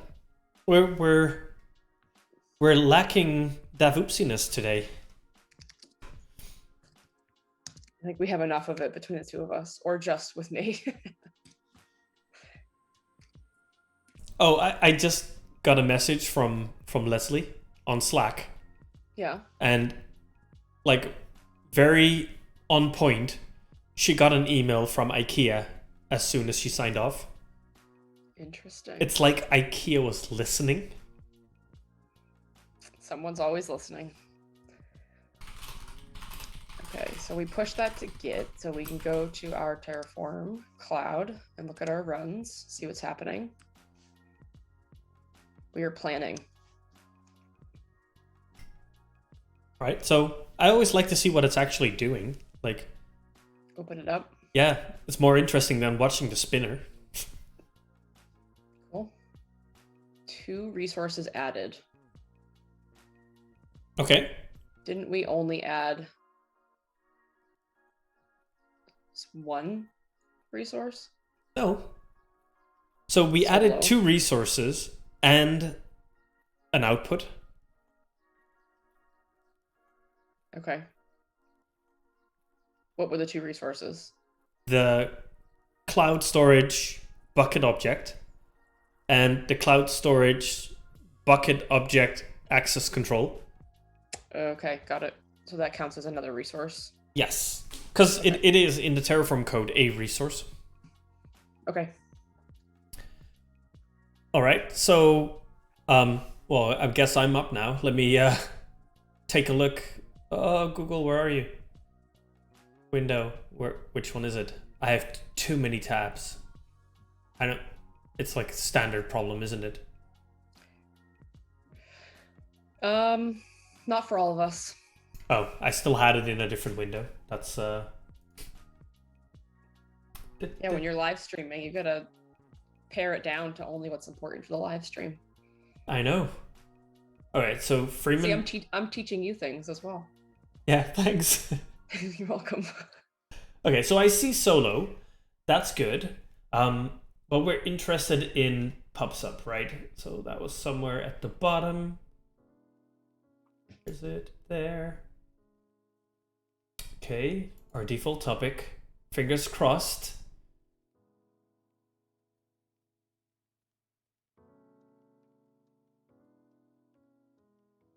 I do not see any messages yet. And I don't know if that is because we do not have a subscription yet. Right. So let's take a look again at the Google document where it says like, okay, so it publishes messages about the new file to PubSub. Well, that's all still theory for us now because we haven't seen that happen yet. And then PubSub pushes the message to the Cloud Run service. So that's basically where we're stuck now, right? So we have the bucket, That works. Now, they want us to use the PubSub tutorial. So let's just go into that, see what they're creating here, right? So create a topic. We have that. Retrieve the code sample. Nope. Is there something else we can do? That's a little Docker image, shipping the code. Yep. Integrating with this. Okay, so a binding. We've created that. We've done the PubSub binding, right? If you look at your code in the thumbnail TF, we have that one. So that should be good. Service account. We have the GCS one, so I think that should also be fine, right? This is what we're missing. We're missing a subscription. So we need to create a PubSub subscription, Alexandra. Where do we go from here? We're going to go back to the docs. I've discovered why my dogs were barking. Because somebody is sawing or sanding or very weirdly vacuuming. That would be great if that was vacuuming. We're having solar installed at our house, and the contractors have arrived and they are doing work in my driveway right now. So I got solar installed. It did not sound like that. Are they taking down your roof before they're putting on a new roof with solar? Yeah, what did you get? Roof solar? Yeah. So we are getting a freestanding panel. Oh, that's the yard. So that's the American thing to do. No, well, okay. The Netherlands is too small for us to put the solar panels in our property. Yeah, this was Tim's specific choice. He wanted them off of the house, not on the house. Why was that? I don't remember the exact reasoning. I think it was for flexibility of sizing to add to it. I kind of let him make those decisions. If they put it on the roof, you wouldn't have any noise right now. We've also got a strangely pitched roof, so I think it has to do with the access to the sun, because our roof is like shallow. Yeah. All right. I don't ask questions. But yeah, so they're preparing, I think, some more of the base of the. Yeah, they need to build the frame. Yeah, and most of the frame's up, but apparently they put in too many ballasts, so we need additional framing and more panels. Gotta love contractors. Yeah. Mm-hmm. I know that feeling. So apparently we're gonna lose power at some point today as well, because they have to actually connect the solar into the house. All right. But I've requested that happen after we're done with our live stream. We better chug on then. Yep, let's create this subscription. 22 more minutes. Okay. So let's take a look. If we scroll down in this example, we have the topic at the top. We already created ours. That should be fine. It's the subscription we want. Now, let's scroll up slightly and see what the difference is. So I'm guessing we want a push one where the messages actually get pushed to us. Or I'm assuming, well, yeah. So I'm assuming that pull will be that I have to query PubSub, hey, is there anything new for me? Whereas push would be, hey, here's your new messages. Right. Okay. So let's create a push subscription. Okay. We're going to grab all of this. Well, we don't need the topic because we already created that. So starting with the resource, Yeah. or I guess they're both resources. Starting with the example subscription. Yes, correct. Okay.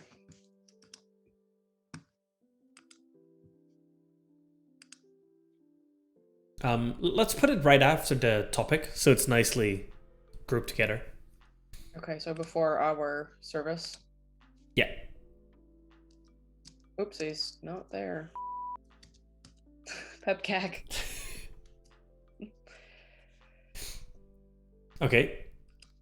So let's just call this subscription, I guess.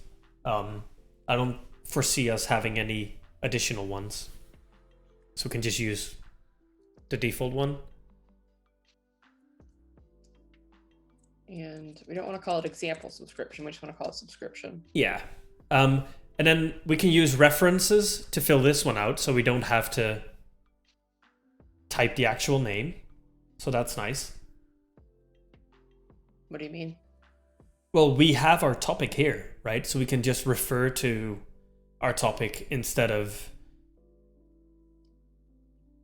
putting in a name. Get rid of example here. Yep. So just topic.name. So it's always built up of resource type, resource label, and then the field that you want from the actual instance of the resource. So if we take a look at our Google pops up topic, right? It's topic.id. Nope. Like go down slightly. Line 21. We have our actual topic, right? So the first one is the resource type. So on line 21, we have resource, which is the thing. Then the first one is the type of resource, right? So that's Google pops up topic. Then we have the label for that instance of the Google pops up topic. And then we want the field name. Does that make sense? Okay, so this is referencing this. Yes, exactly. Okay. Right? So the first bit refers to, all right, I want a Google pops up topic. But the problem now is, if you would leave it like this, you're saying, I want Google pops up topic and I want the name of it. But then there's a question that still needs to be asked, right? Which Google pops up topic are you talking about? Which topic do you want the name of? The one that says topic? Yeah. So it'd be topic.topic.name. Well, it's not topic.topic.name, right? Because it's Google pops up topic. That is the actual type in its entirety. And then of that type, we want the one labeled topic, right? Because that's the field we added, right? The resource name. So if you hover over topic at the pops up topic one, no, not that one, up. Right, that's the reference name. And the other one is the actual resource type. Right? Right. So of the type, we want this actual one. And then of that one, we want the name. Because we could have multiple of Google pops up topics in our Terraform code. Right? Right. So we want to specify, like, no, we want that one.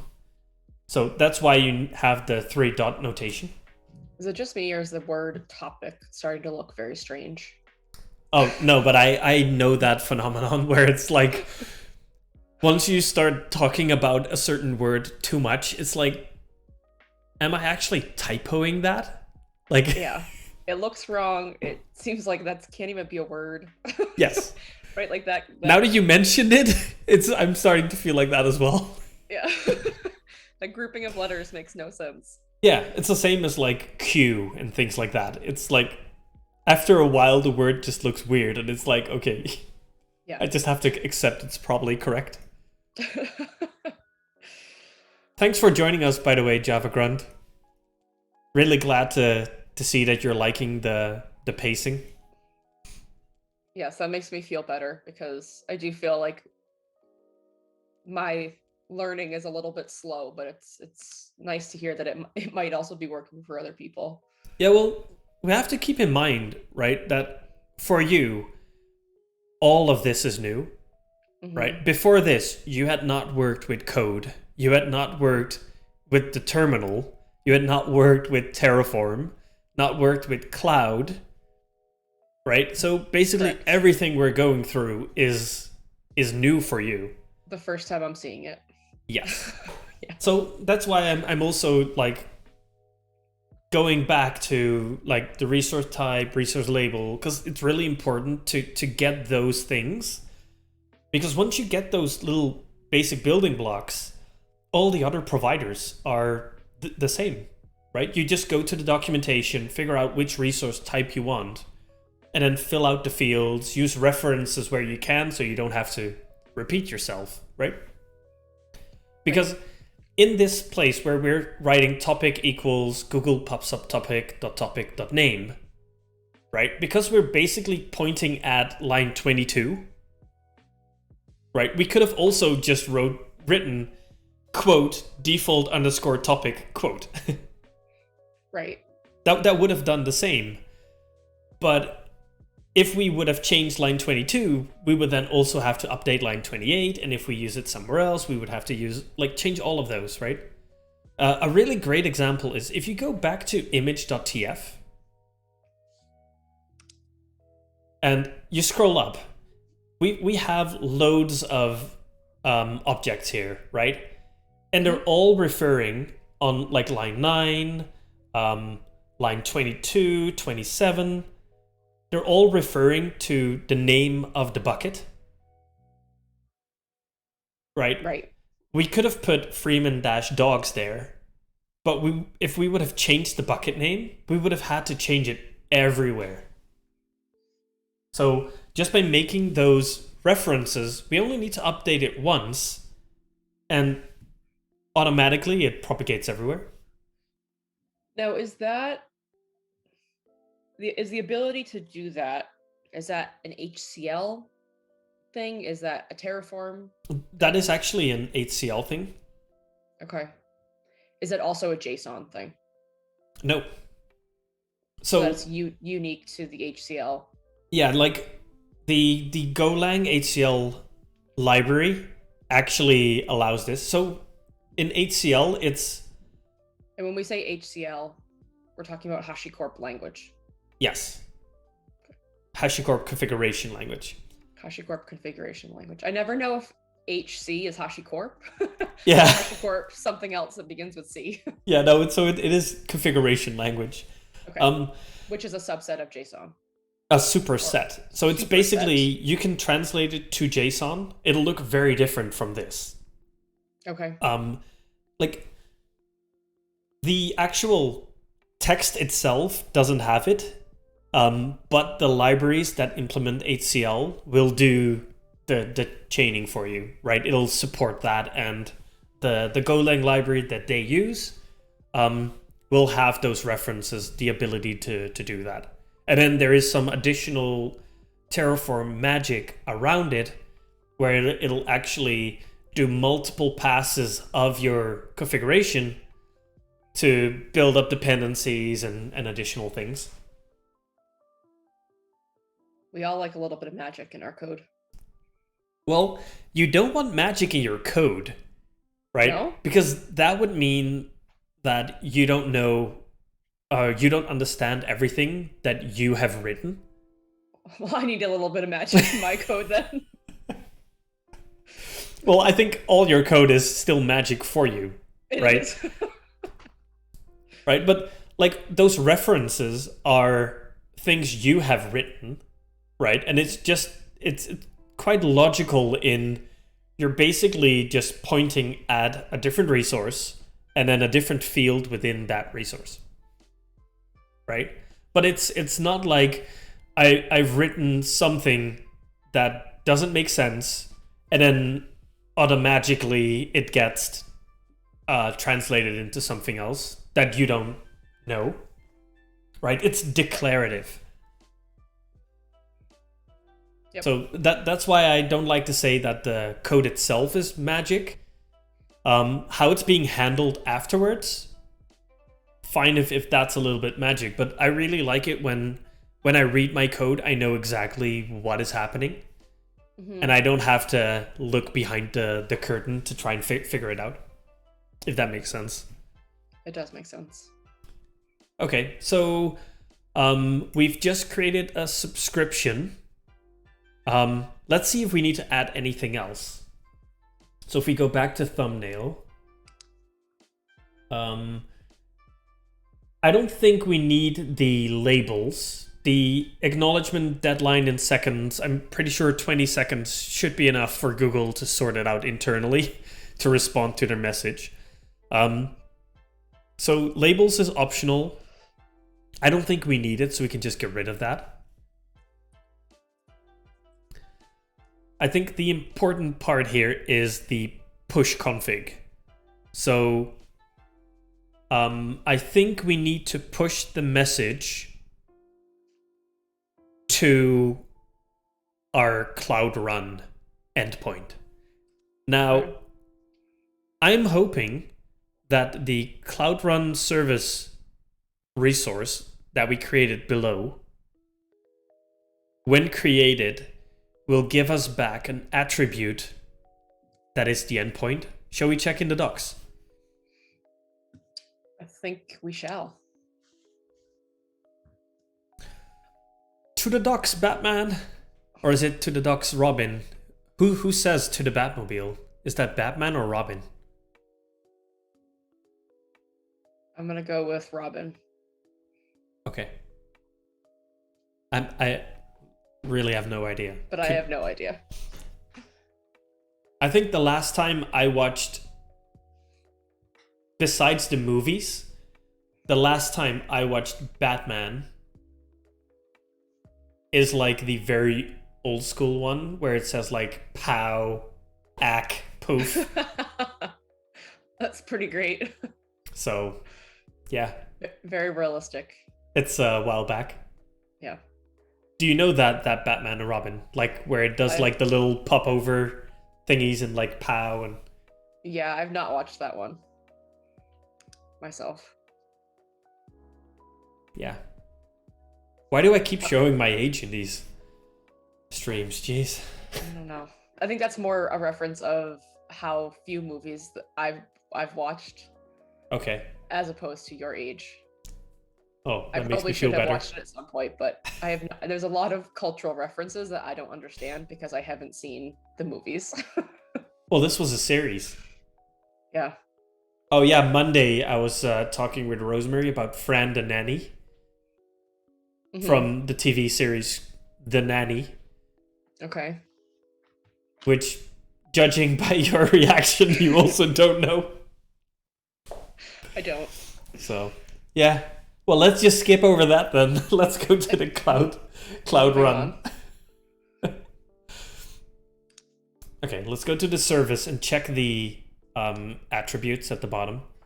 Yeah, it's funny because Tim has seen quite a few movies and series and TV, what have you, and he likes to tell jokes, like really awkward jokes. But because I haven't seen the movies and the series, I don't understand the references, so I think they're actually original jokes that he's telling.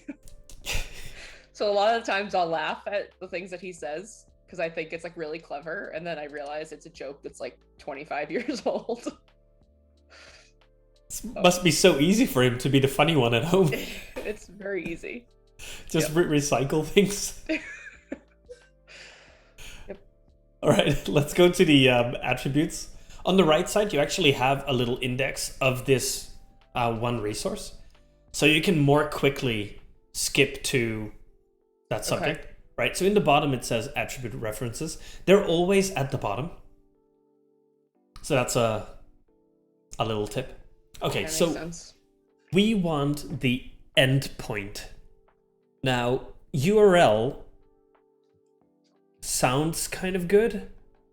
Built URL that will distribute traffic over the provided traffic targets. So could be that one. Let's go further down, see if we... No, we don't want conditions. So we do want status. Oh, maybe we don't even want status. Maybe we need to go further down. All right, let's go. Nope. Timeouts. No. Okay, so I'm guessing we're gonna have to go with status and then URL, right? That looks kind of like the thing we want. So am I copying this then? no. All right. What we need to do is we're gonna go to our Terraform code and we're gonna put the reference to the resource type, the resource label, and then the attribute name, right? So we're going to remove example.com/push. We're going to remove all of this. No, so we want to keep the endpoint, but we don't want that endpoint this, because this. Okay. Yeah, so we're going to replace all of that. Okay. And we're going to remove the quotes as well because we're going to use a reference, which hopefully works. So we're going to replace all of this. Yes. So we're going to put our resource type, right, which is conveniently located just below. Just below. Close enough. 50-50 chance. So the Google Cloud Run service? Yes. And this should be... And I would copy paste that if I were you. Okay. Now, if you're not familiar with editors like these, if you double click, boom. No need to drag and select. It doesn't work when you've got... No, that's not what I want. I want this. No, I want... Whatever. Let's go like that. There we go. Yep. So then we want the actual instance of the Google Cloud Run service that we're pointing at. So again, we're going to find that on line 43. Which would be resize. Yep, correct. Right? So now we know that, okay, we're specifically talking about line 43 to wherever that resource ends, right? And then we want the field of this resource, which was called status, right? So we're going to type .status, and then status had subfields, right? So there was like status and condition were the two options, and each of those had fields. So if you go to the documentation, you can see that, right? See, we have the status block and we have the conditions block, right? Where are you seeing that? At the top where it says red status. Okay, the status block. Oh, and the conditions block. Okay. Yeah. So, and from in the condition or status block, we want the URL. So it'll be status.url to go one level deeper. It's like the nesting in the HTML that we did before. Right? Okay. So, I don't know if the attributes matters. Let's go to the documentation for the subscription.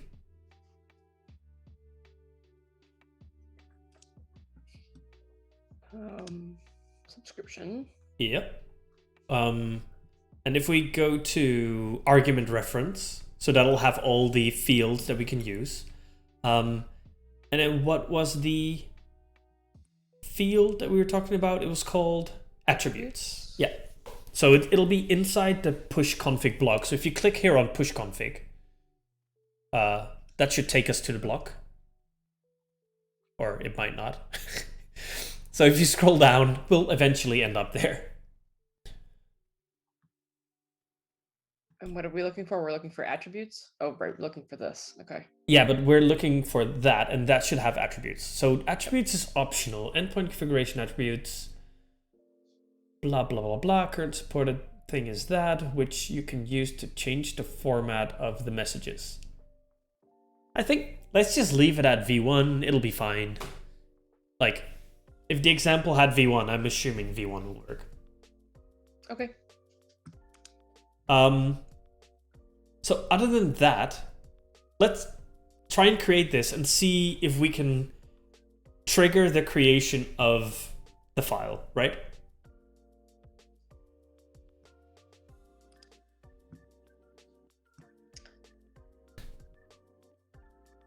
Okay, so we are creating the subscription push. Yes. Yeah. So the pub/sub subscription. Yes. Pub/sub, is that publish subscription? Publish and subscribe. That's basically. But pub/sub is the actual name of their service, but it does mean to publish and to subscribe. So it's basically a message queue where you can publish messages on or subscribe to receive messages. Okay. So this is the publish, subscribe, subscription. Yeah. Pub/sub. Yep.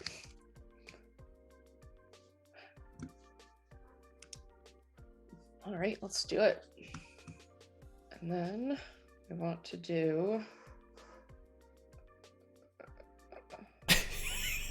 I love the stalling of the which key was it? That's why we have the music.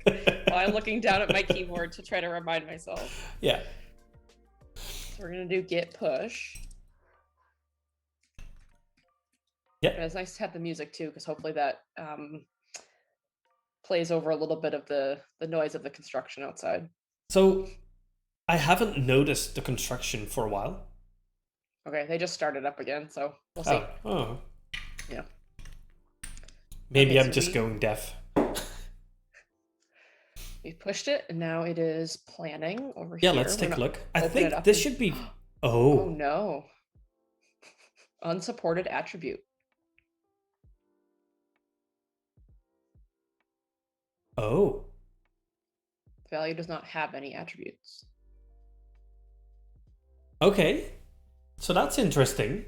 Let me also check the documentation on this one then. All right.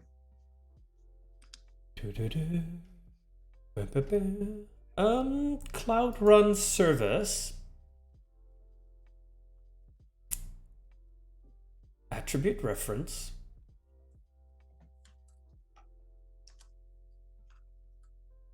I'm on Twitch as HashiCorp. I don't like that.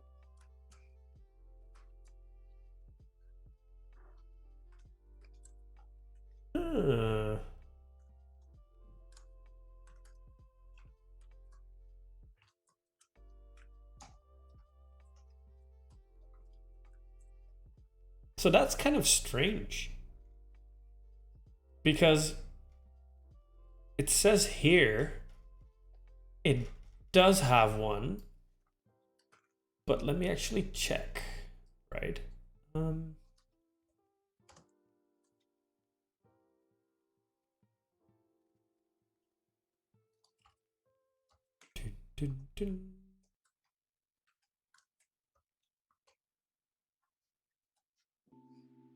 I'm wondering if so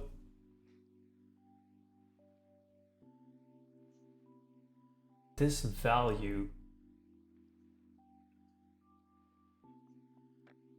what if you type Terraform validate in your editor, just to, or in the terminal obviously of your editor.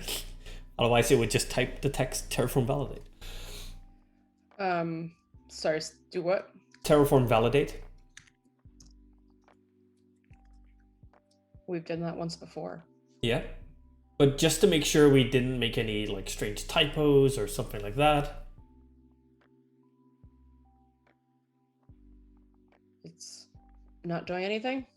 Well, That's thinking. Yeah. It's thinking really Quite hard. a long time, yeah. Might have to pull my blinds down a little bit. I'm starting to get blinded by the sun reflection. Oh, There we go. Error. all right. So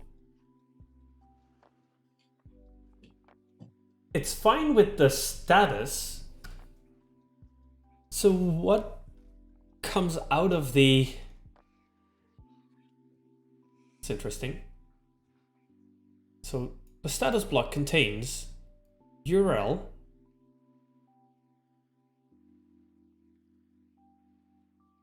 If anyone in the chat sees what our issue might be, please help us out. Yeah, because looking at the docs, I think that should be correct. So what we can actually do is let's comment out the entire block from 26 until 38, right? So the way to do that is in your editor, you can hide the terminal for a second.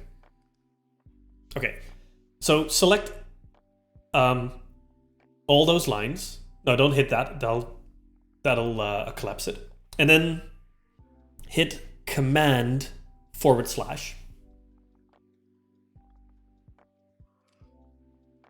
Okay. And then save it. Right? Just okay. What we're gonna do is we're gonna create an output to figure out what is inside of status. Right? Okay. So let's create a new output block.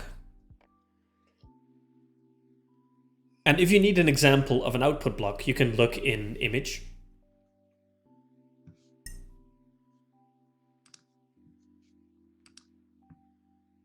Basically just copy paste these 3 lines. Yep.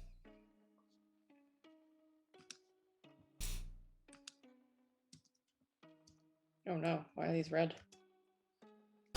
For me, it just didn't show up at all. It was just empty. Okay. So we want to change the name of the output, obviously.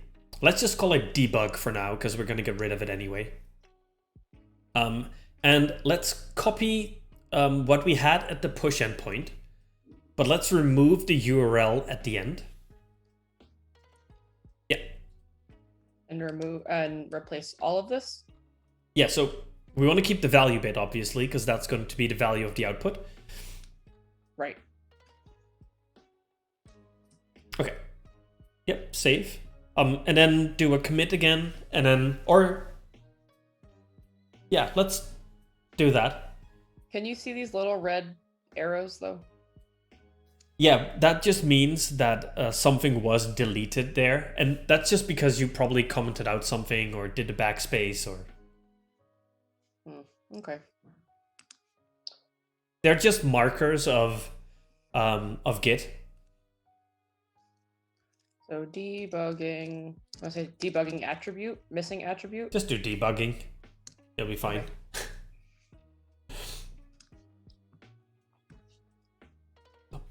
Okay. Let's see if nope. I was expecting Rosemary to come to our rescue. I don't think she's paying attention. No. She may have even left us. You think? That's pretty harsh. Oh, she's preparing for a live training. That's true. She does have a training this morning. Bye, Rosemary.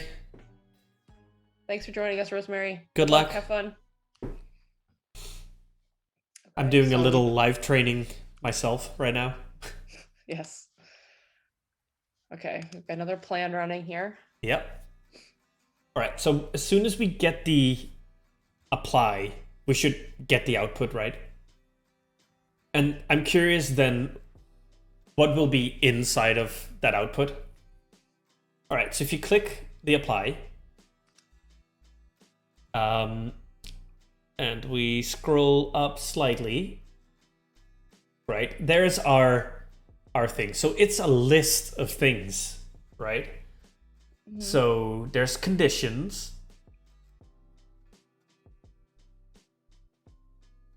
Okay. We don't care about the conditions, really. But if we scroll further down, is there more stuff there?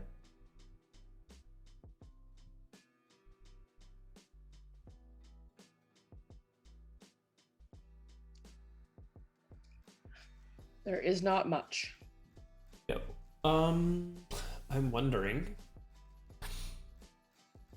I'm just double checking if we need to use the data source to get the endpoint, maybe.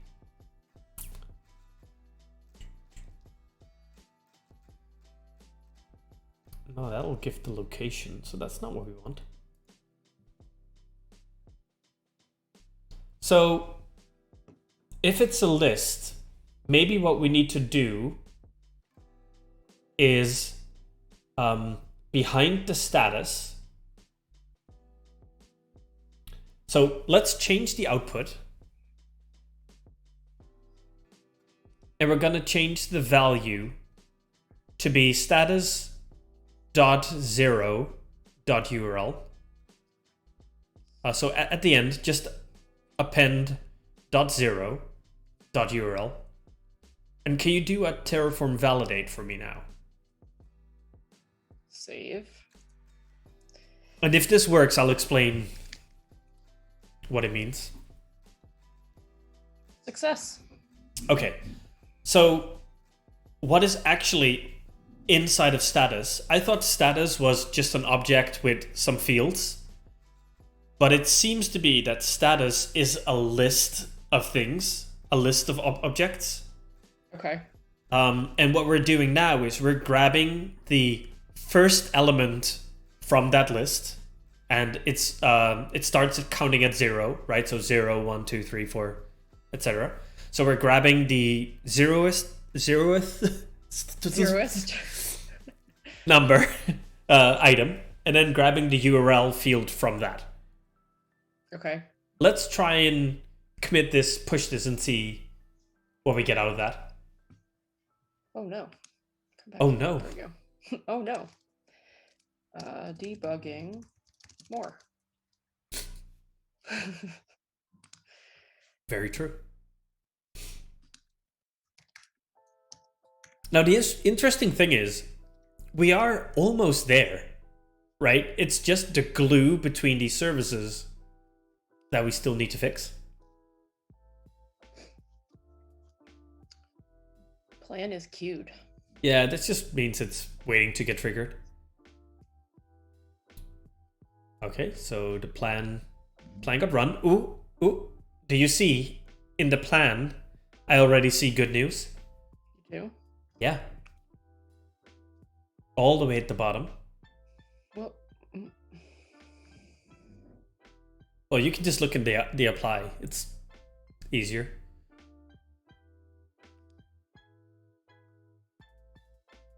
What did you see though here that made you think it was going to be successful? So you see all those red lines, right? Yes. That's basically Terraform saying, hey, the output used to be this, like this whole big blob of things. But instead, it's going to be changed to yellow arrow.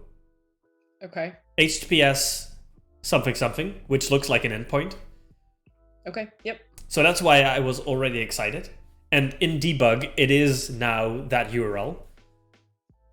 So now that we've validated this, let's uncomment the block again. Should we remove this debug? Well, let's copy paste the actual value we set. Okay, so yeah, just do command / again. That'll uncomment it. So that's a really nice way. You can do, if you do it again, command /. Like you can constantly comment uncomment just by doing it again. Cool. Right, so that's a really nice and easy way to comment something or uncomment it. And then we want to replace the endpoint with that.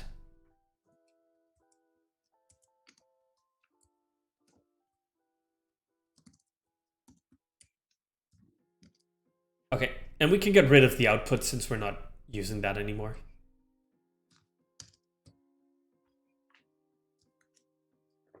Okay. All right. Am I ready to try again? Yeah. Yeah. Yeah.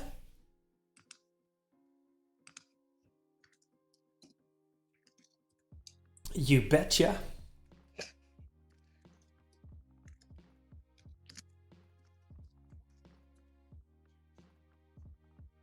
Check. I loved the typo pub sweep. Is that what I did? Yeah. Oops. It's good. You know I work with Nick a lot, so Let's see. there's a lot of typos. Control here and git push.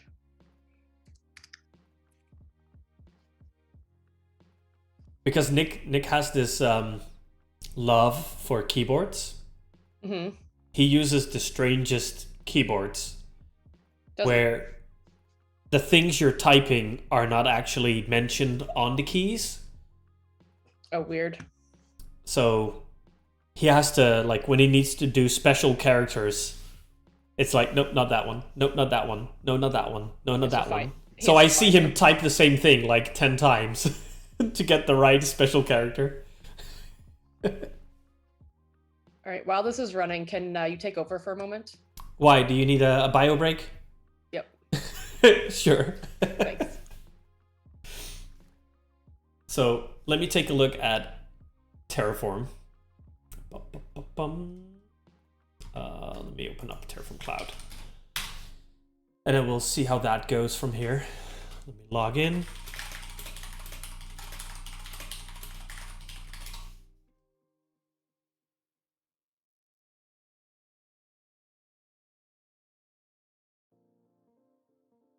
All right. Let's see. So we're terraforming with Freeman.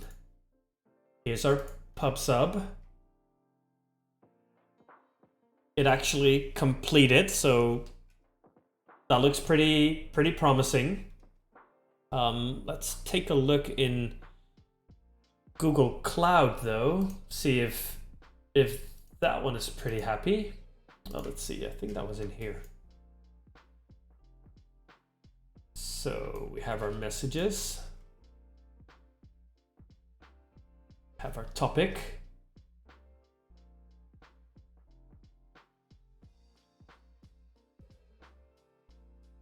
Now let's see if we have our subscriptions. Yep, subscription called subscription, looking good.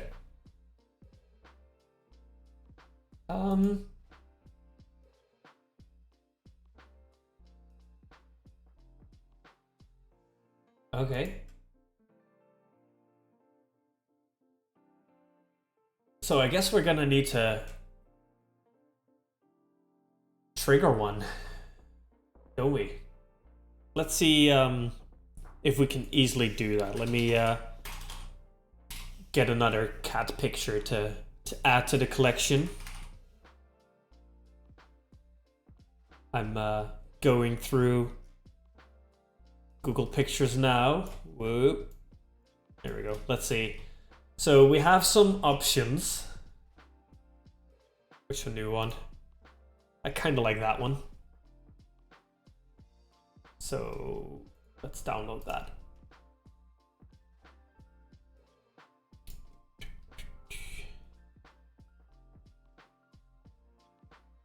What do you use Terraform Cloud for mostly, JavaGrunt? Do you use it for the remote state, or do you also use the remote runs?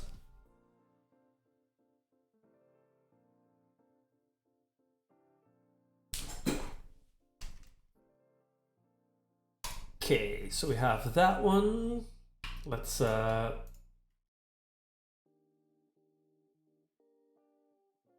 an image.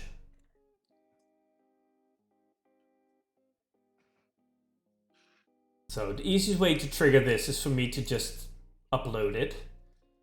And I guess it'll be here. And then I guess we should see something happening here. Guessing it's not going to be live.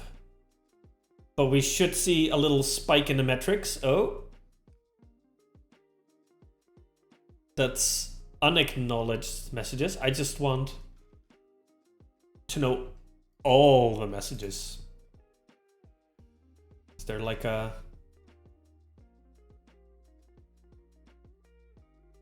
little thing that I can see here? So we have our subscriptions, topics.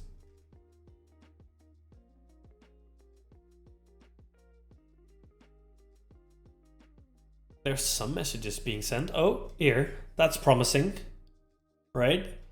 0.2 or 0.02 messages sent.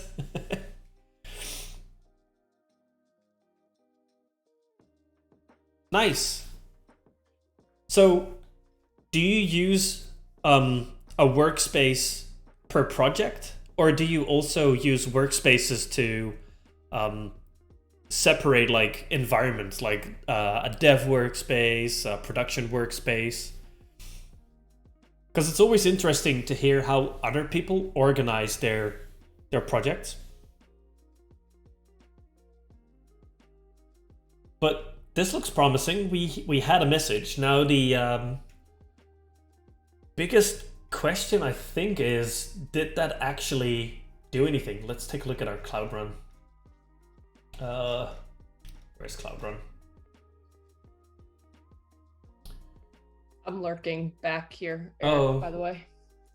Hi, lurker. I don't know if you know that I'm here. Yeah, I can hear you. Okay. Woo! And on cue. Yeah. So let's take a look at the logs. And it's saying things. It's the request was not authenticated.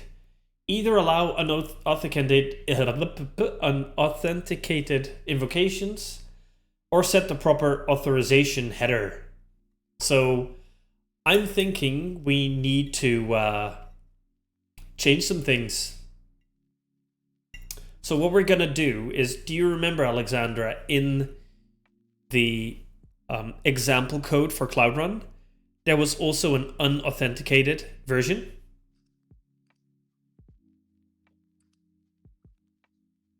Hello, Alexandra, long-time listener, first-time caller? Actually, fourth-time caller today. Fourth-time caller, short-time listener? Long-time listener, fourth-time caller. Yes, there was the unauthenticated, but where was that is the question. Under data sources. Nope. Under Cloud Run. Yes. Do you want to take over again? So sure. I did see that there were messages being triggered.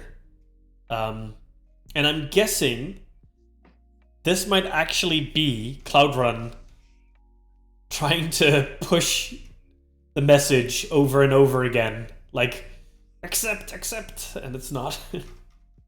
So let's try that, right? So switching back to Alexandra. Hi, Alexandra. Waiting. Hello, I'm back. Okay. Thank you. I've drank a lot of coffee today. I think I've had at least 3 cups of coffee since I sat down for this live stream. So I appreciate the short break. I think what we need to do is we need to add that Cloud Run service policy. Okay.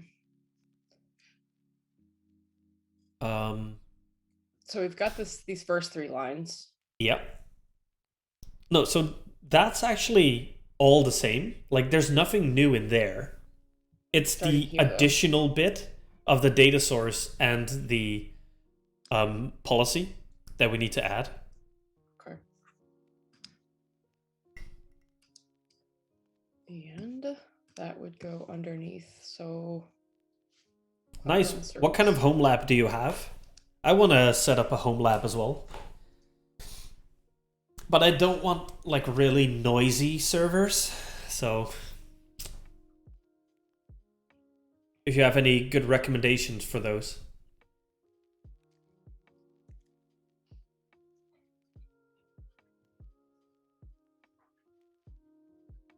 Okay, we are putting this in under here, right? Yeah. That's what I would do. Okay, well, if you would do it, then I'm going to do it. Do as I say, don't do as I do. Okay, so we've got this no auth, the role. Yeah, that seems fine. Yep. I would put a new line between the data source and the resource though. Here. No. Yes. Between the data source, you're hugging the closing mustache. Hugging the closing mustache. Yeah. All right. Okay, so there's nothing here we have to replace. that is incorrect. Okay. But I'll let you figure that out by typing Terraform validate. Okay. Yeah, so I was thinking about Raspberry Pis as well.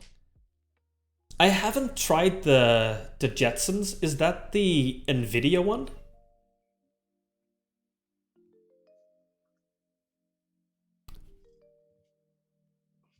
I also saw these really cool tiny PCs from Lenovo, which were called Think, what was it? Well, they have these like NUC type machines. They look really neat as well, but they're pretty pricey. Did Terraform Validate tell you anything?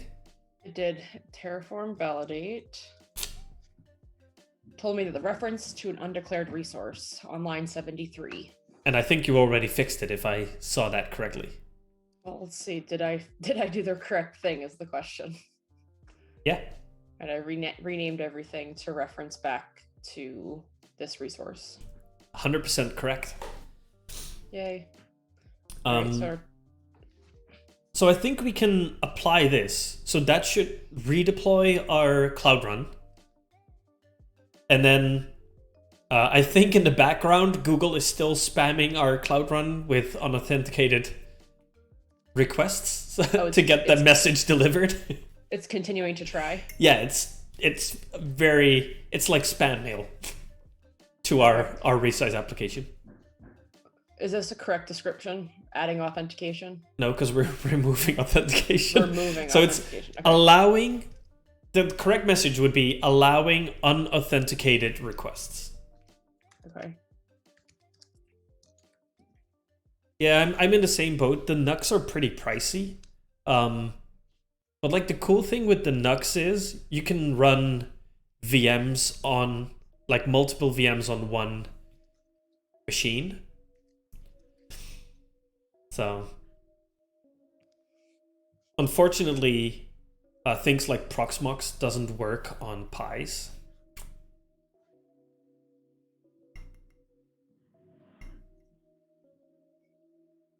In case you're trying to figure out what we're talking about, Alexandra, we're talking about home labs in chat. Do you know what a home lab is? No. Besides the obvious, a lab in your home. No.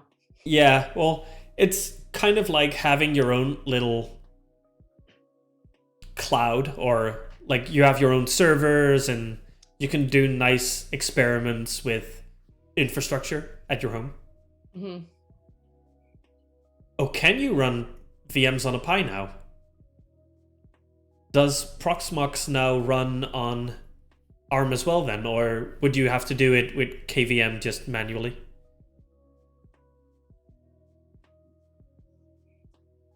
Let's see. One added, 0 changed. So I'm kind of interested in that it says that it changed. I'm putting something over your screen right now just to double check. Because if we go to the service, so it actually changed it. It says now allow unauthenticated. And we see we had an influx of errors here, 400s, right? 400 errors? Well, 400 is basically the range of, it's like an error code. In this case, we got a lot of 403s. See over here in the logs, it says 403, which means unauthenticated, like, hey, you're not allowed to do this. But the good thing is, after we fixed those things, right? So here you can see it restarted the application, it's listening, and it then got the message, so it's trying to resize my Nori image that I manually uploaded just to test it, right?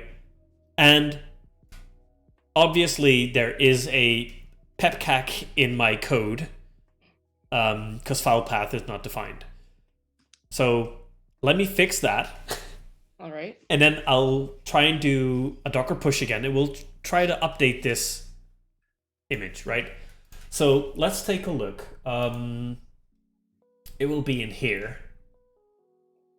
So let's see. So here it's pointing at file path. And then the silly thing is, file path is actually only used in a comment.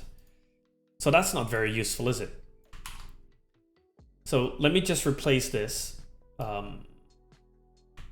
Like that. We don't need those quotes. Definitely gonna need the one here at the end. And let's just put that there.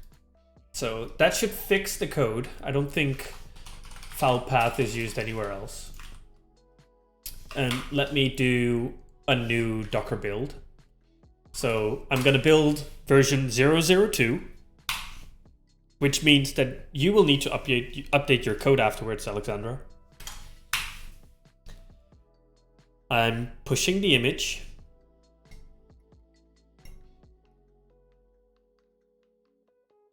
Okay, so now that I have that done, you can now edit your code, Alexandra. Okay. To use the new version. Okay. And what is, oh, just over here? Yeah. 0.0.2? Yeah. So that's why it's important that we actually had a version. Because if we didn't use a version, right, what would happen is, hey, you need to use latest, right? And latest is basically no version. So it wouldn't know that we actually changed it because the image name would be exactly the same. So what Terraform does is, all right, so you've sent me this new plan, right? And it's comparing that with the current state. And it would be like, okay, here it says image resize. All right, I have image resize, so not gonna do anything. But because we specified a specific version, it's now like, okay, so you want me to run 002. I am running 001. So I need to replace that. It needs to update. Yeah. So in this case, right, the last Terraform plan and apply we ran, it had one addition. Yes. Would this be one change? Or do we expect this to be one change as opposed to one add? Yes. But depending on how Cloud Run is implemented, sometimes it's a change if it can update it in place. Sometimes it needs to destroy and then add a new one. Right? Because some things you can't change in place. You just have to replace it entirely with a new thing. So then you delete the old one and create the new one. So we'll find out if Cloud Run will do it in place, which I think it will because it actually does rolling deploys, etc., which is really nice.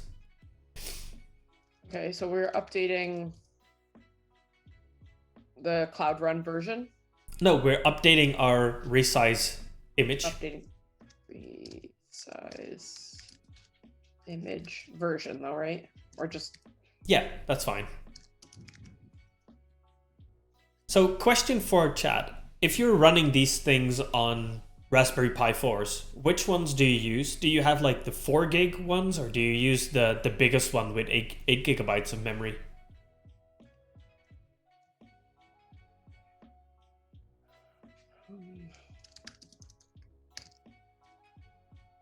Oh, getting Nux from aftermarket for half price is also a good one.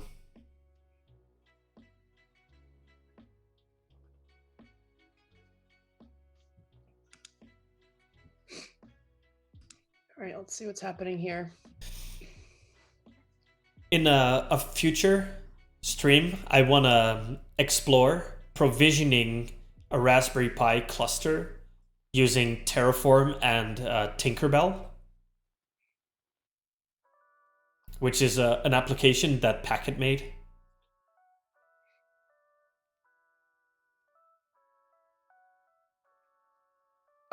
What is it? What's the functionality of it? Tinkerbell or? Tinkerbell, yeah. So, like, we're very much used to provisioning things in cloud, right? And all the cloud providers have APIs to spin all these things up like a virtual machine, etc. But what Tinkerbell allows you to do is to provision bare metal, like actual hardware. Okay. So that's really cool if you're like working in a data center and you need to create those machines. Or if you have like a home lab, that's a really nice way to do it as well. So, and obviously Packet is all hardware based. So that's why they created it.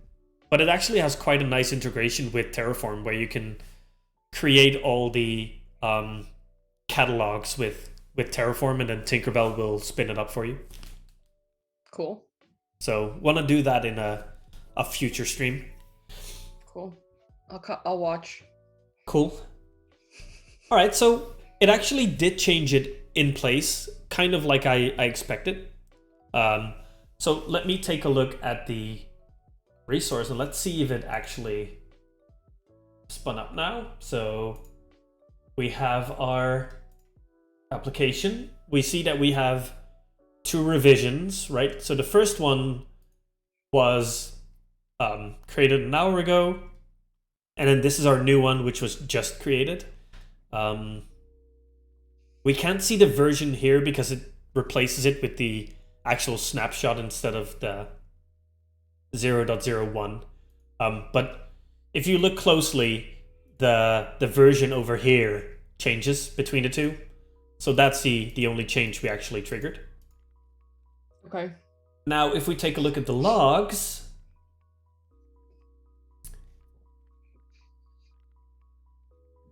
I see another problem. No. Our application is working really, really well.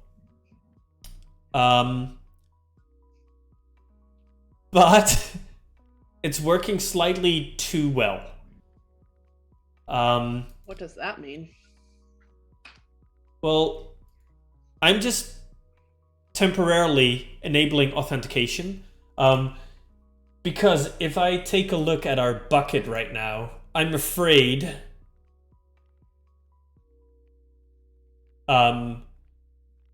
so let me explain what has gone wrong. So someone else uploading images? No. Okay. Have you heard of infinite loops? Yes. Okay, we've just created one. Okay. So we've created this beautiful trigger where if we upload an image, it gets resized. So we're uploading an image, we're sending a notification, Cloud Run picks that up, downloads the image, resizes it, and then uploads it to the bucket.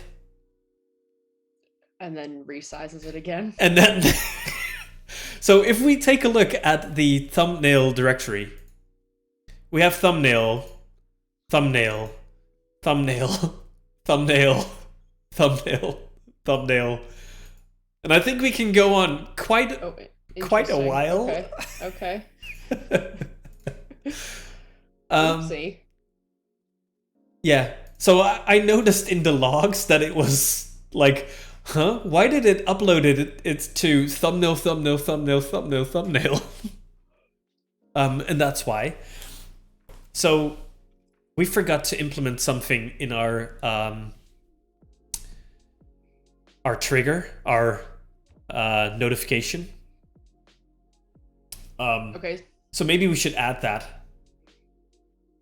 But I do want to acknowledge that it is working. Right? We actually got something working. That's quite nice. Here we are. It was working too well. Almost 3 hours in, we got something working. Go us. Yeah. So we want to go to the notification. Okay. Oh, and then yeah, we need to. Yeah, let's go to the notification, which was all the way at the top. Yep. Now, if we go to the documentation of the notification, there is a field that I already had planned to use, which is called prefix something. Okay, so we go back and we here. definitely want to put that on there.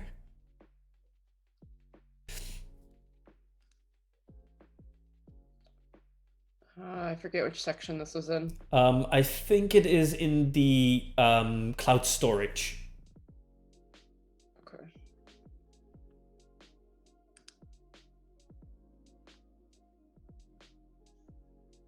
There it is, storage notification. Yep. So if we scroll down to the arguments, there is something something prefix. Object name prefix. Oh, got it. Okay. Yep. What is this in the documentation, right? What is this line here? Why are these things separate from these things? I think in this case, the separator is the difference between required and optional. Okay, that makes sense. Cool. All right, so let's grab the object name prefix. Let's just copy paste that because we're lazy. And then let's add that. All right, where am I adding this? I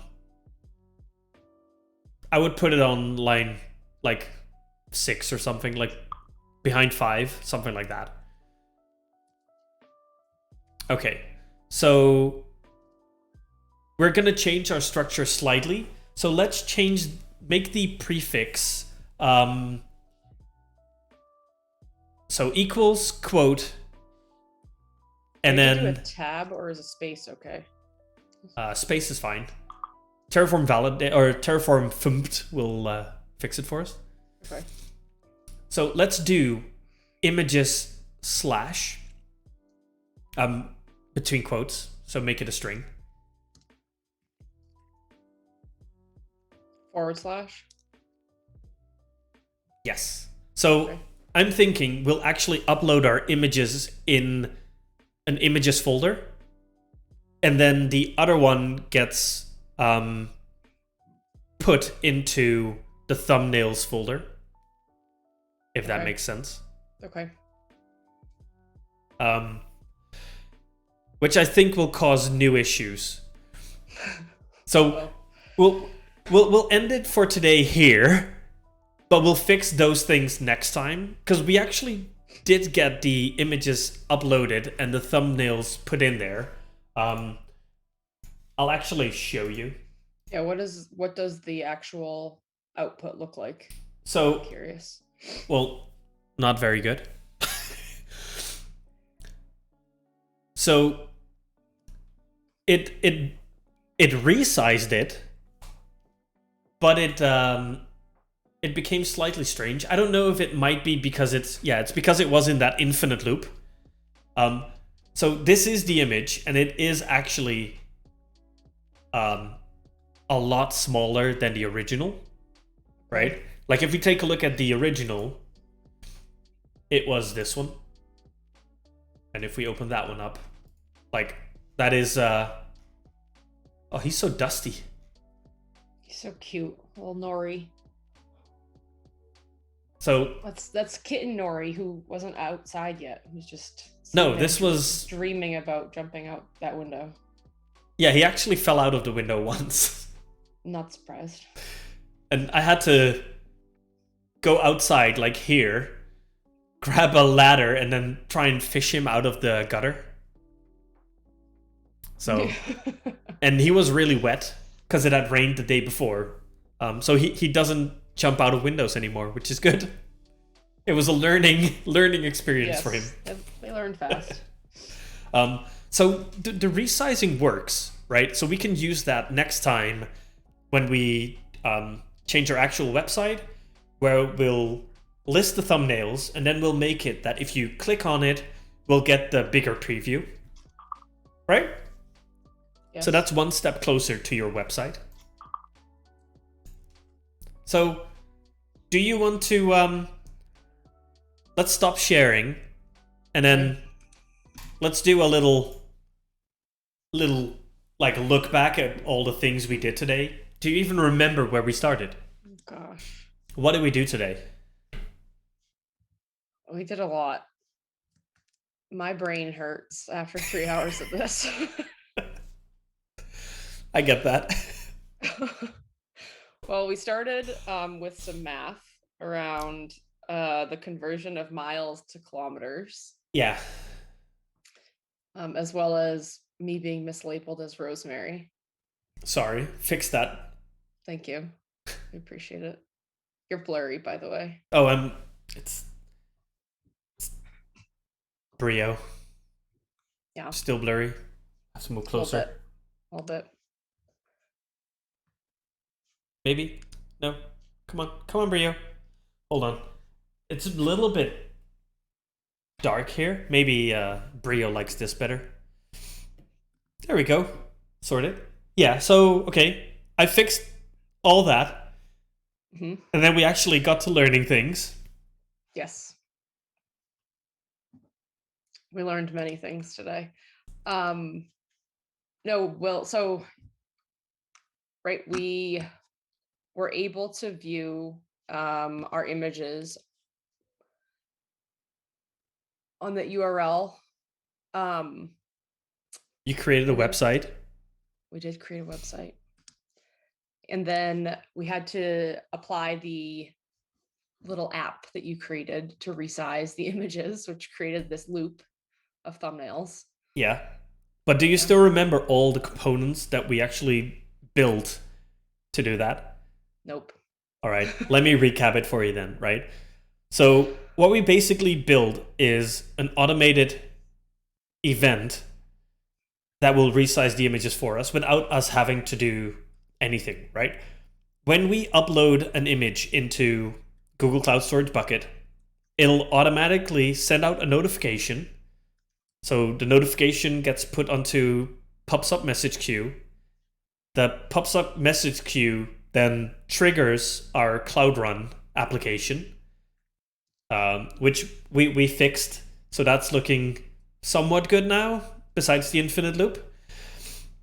And then after resizing the image, it then uploads it again into our Google Cloud Storage Bucket.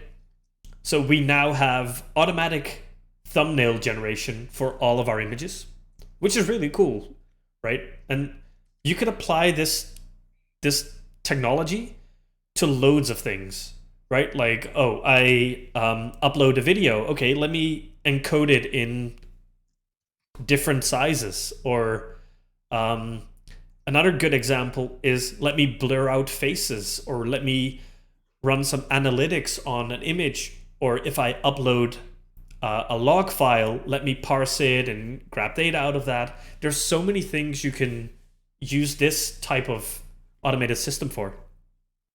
So hope we can apply it a bit more later.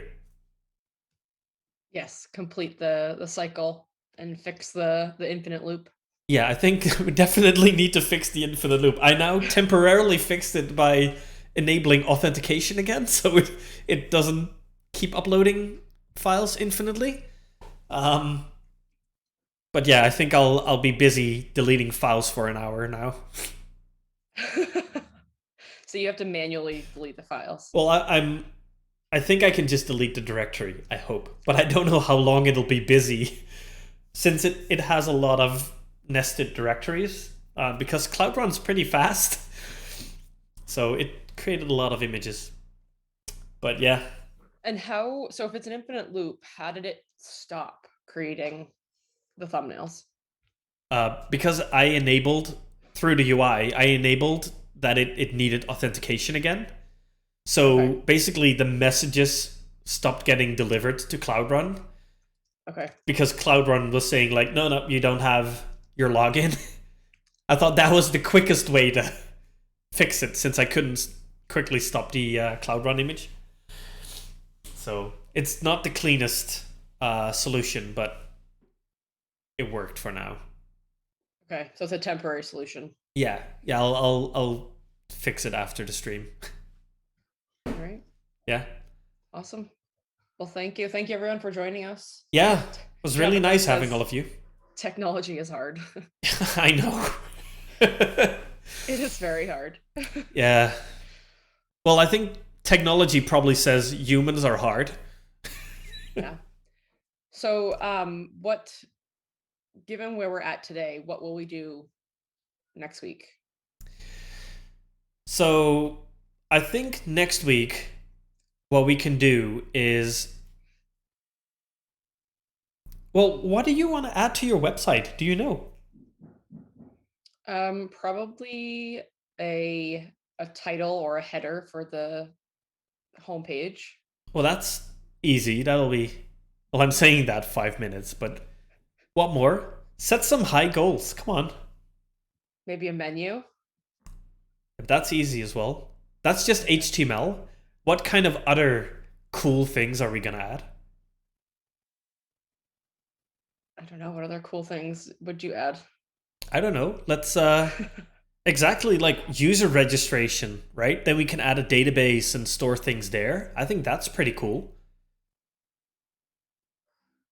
Huh? What's the value of people registering? Like Well, maybe we'll create a guest book.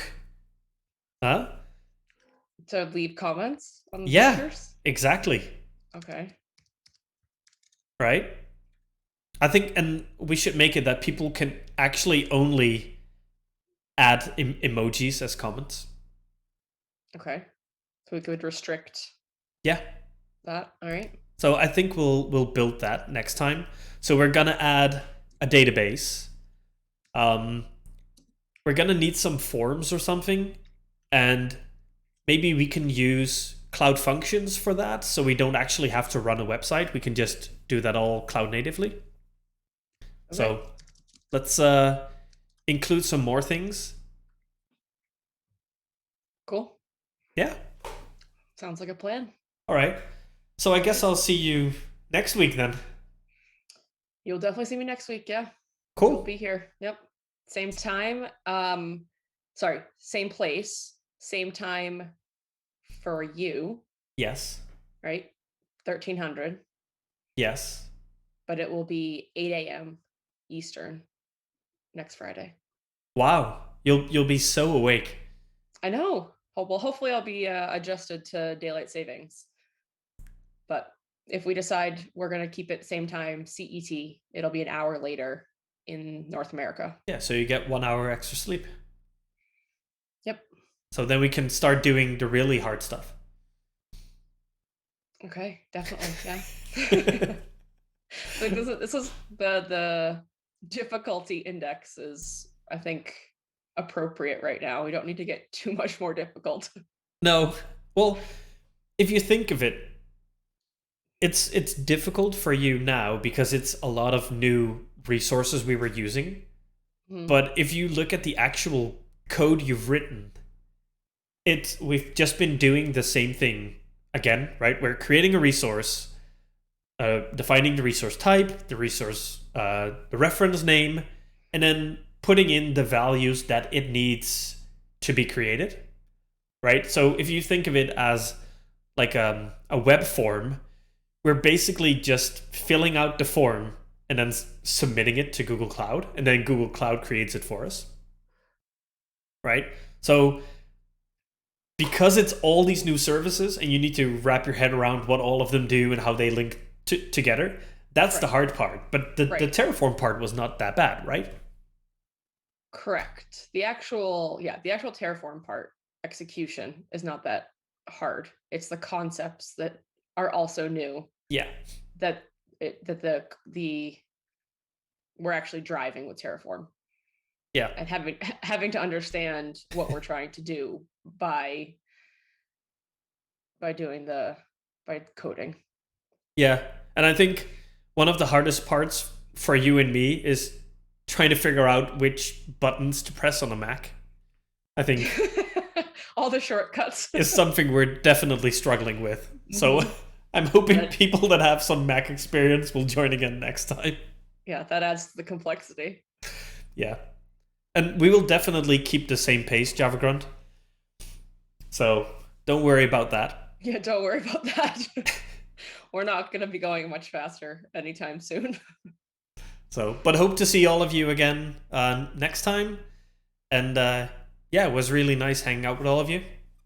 Yeah, So, thank you for joining. yeah, have a nice day. Bye. Bye.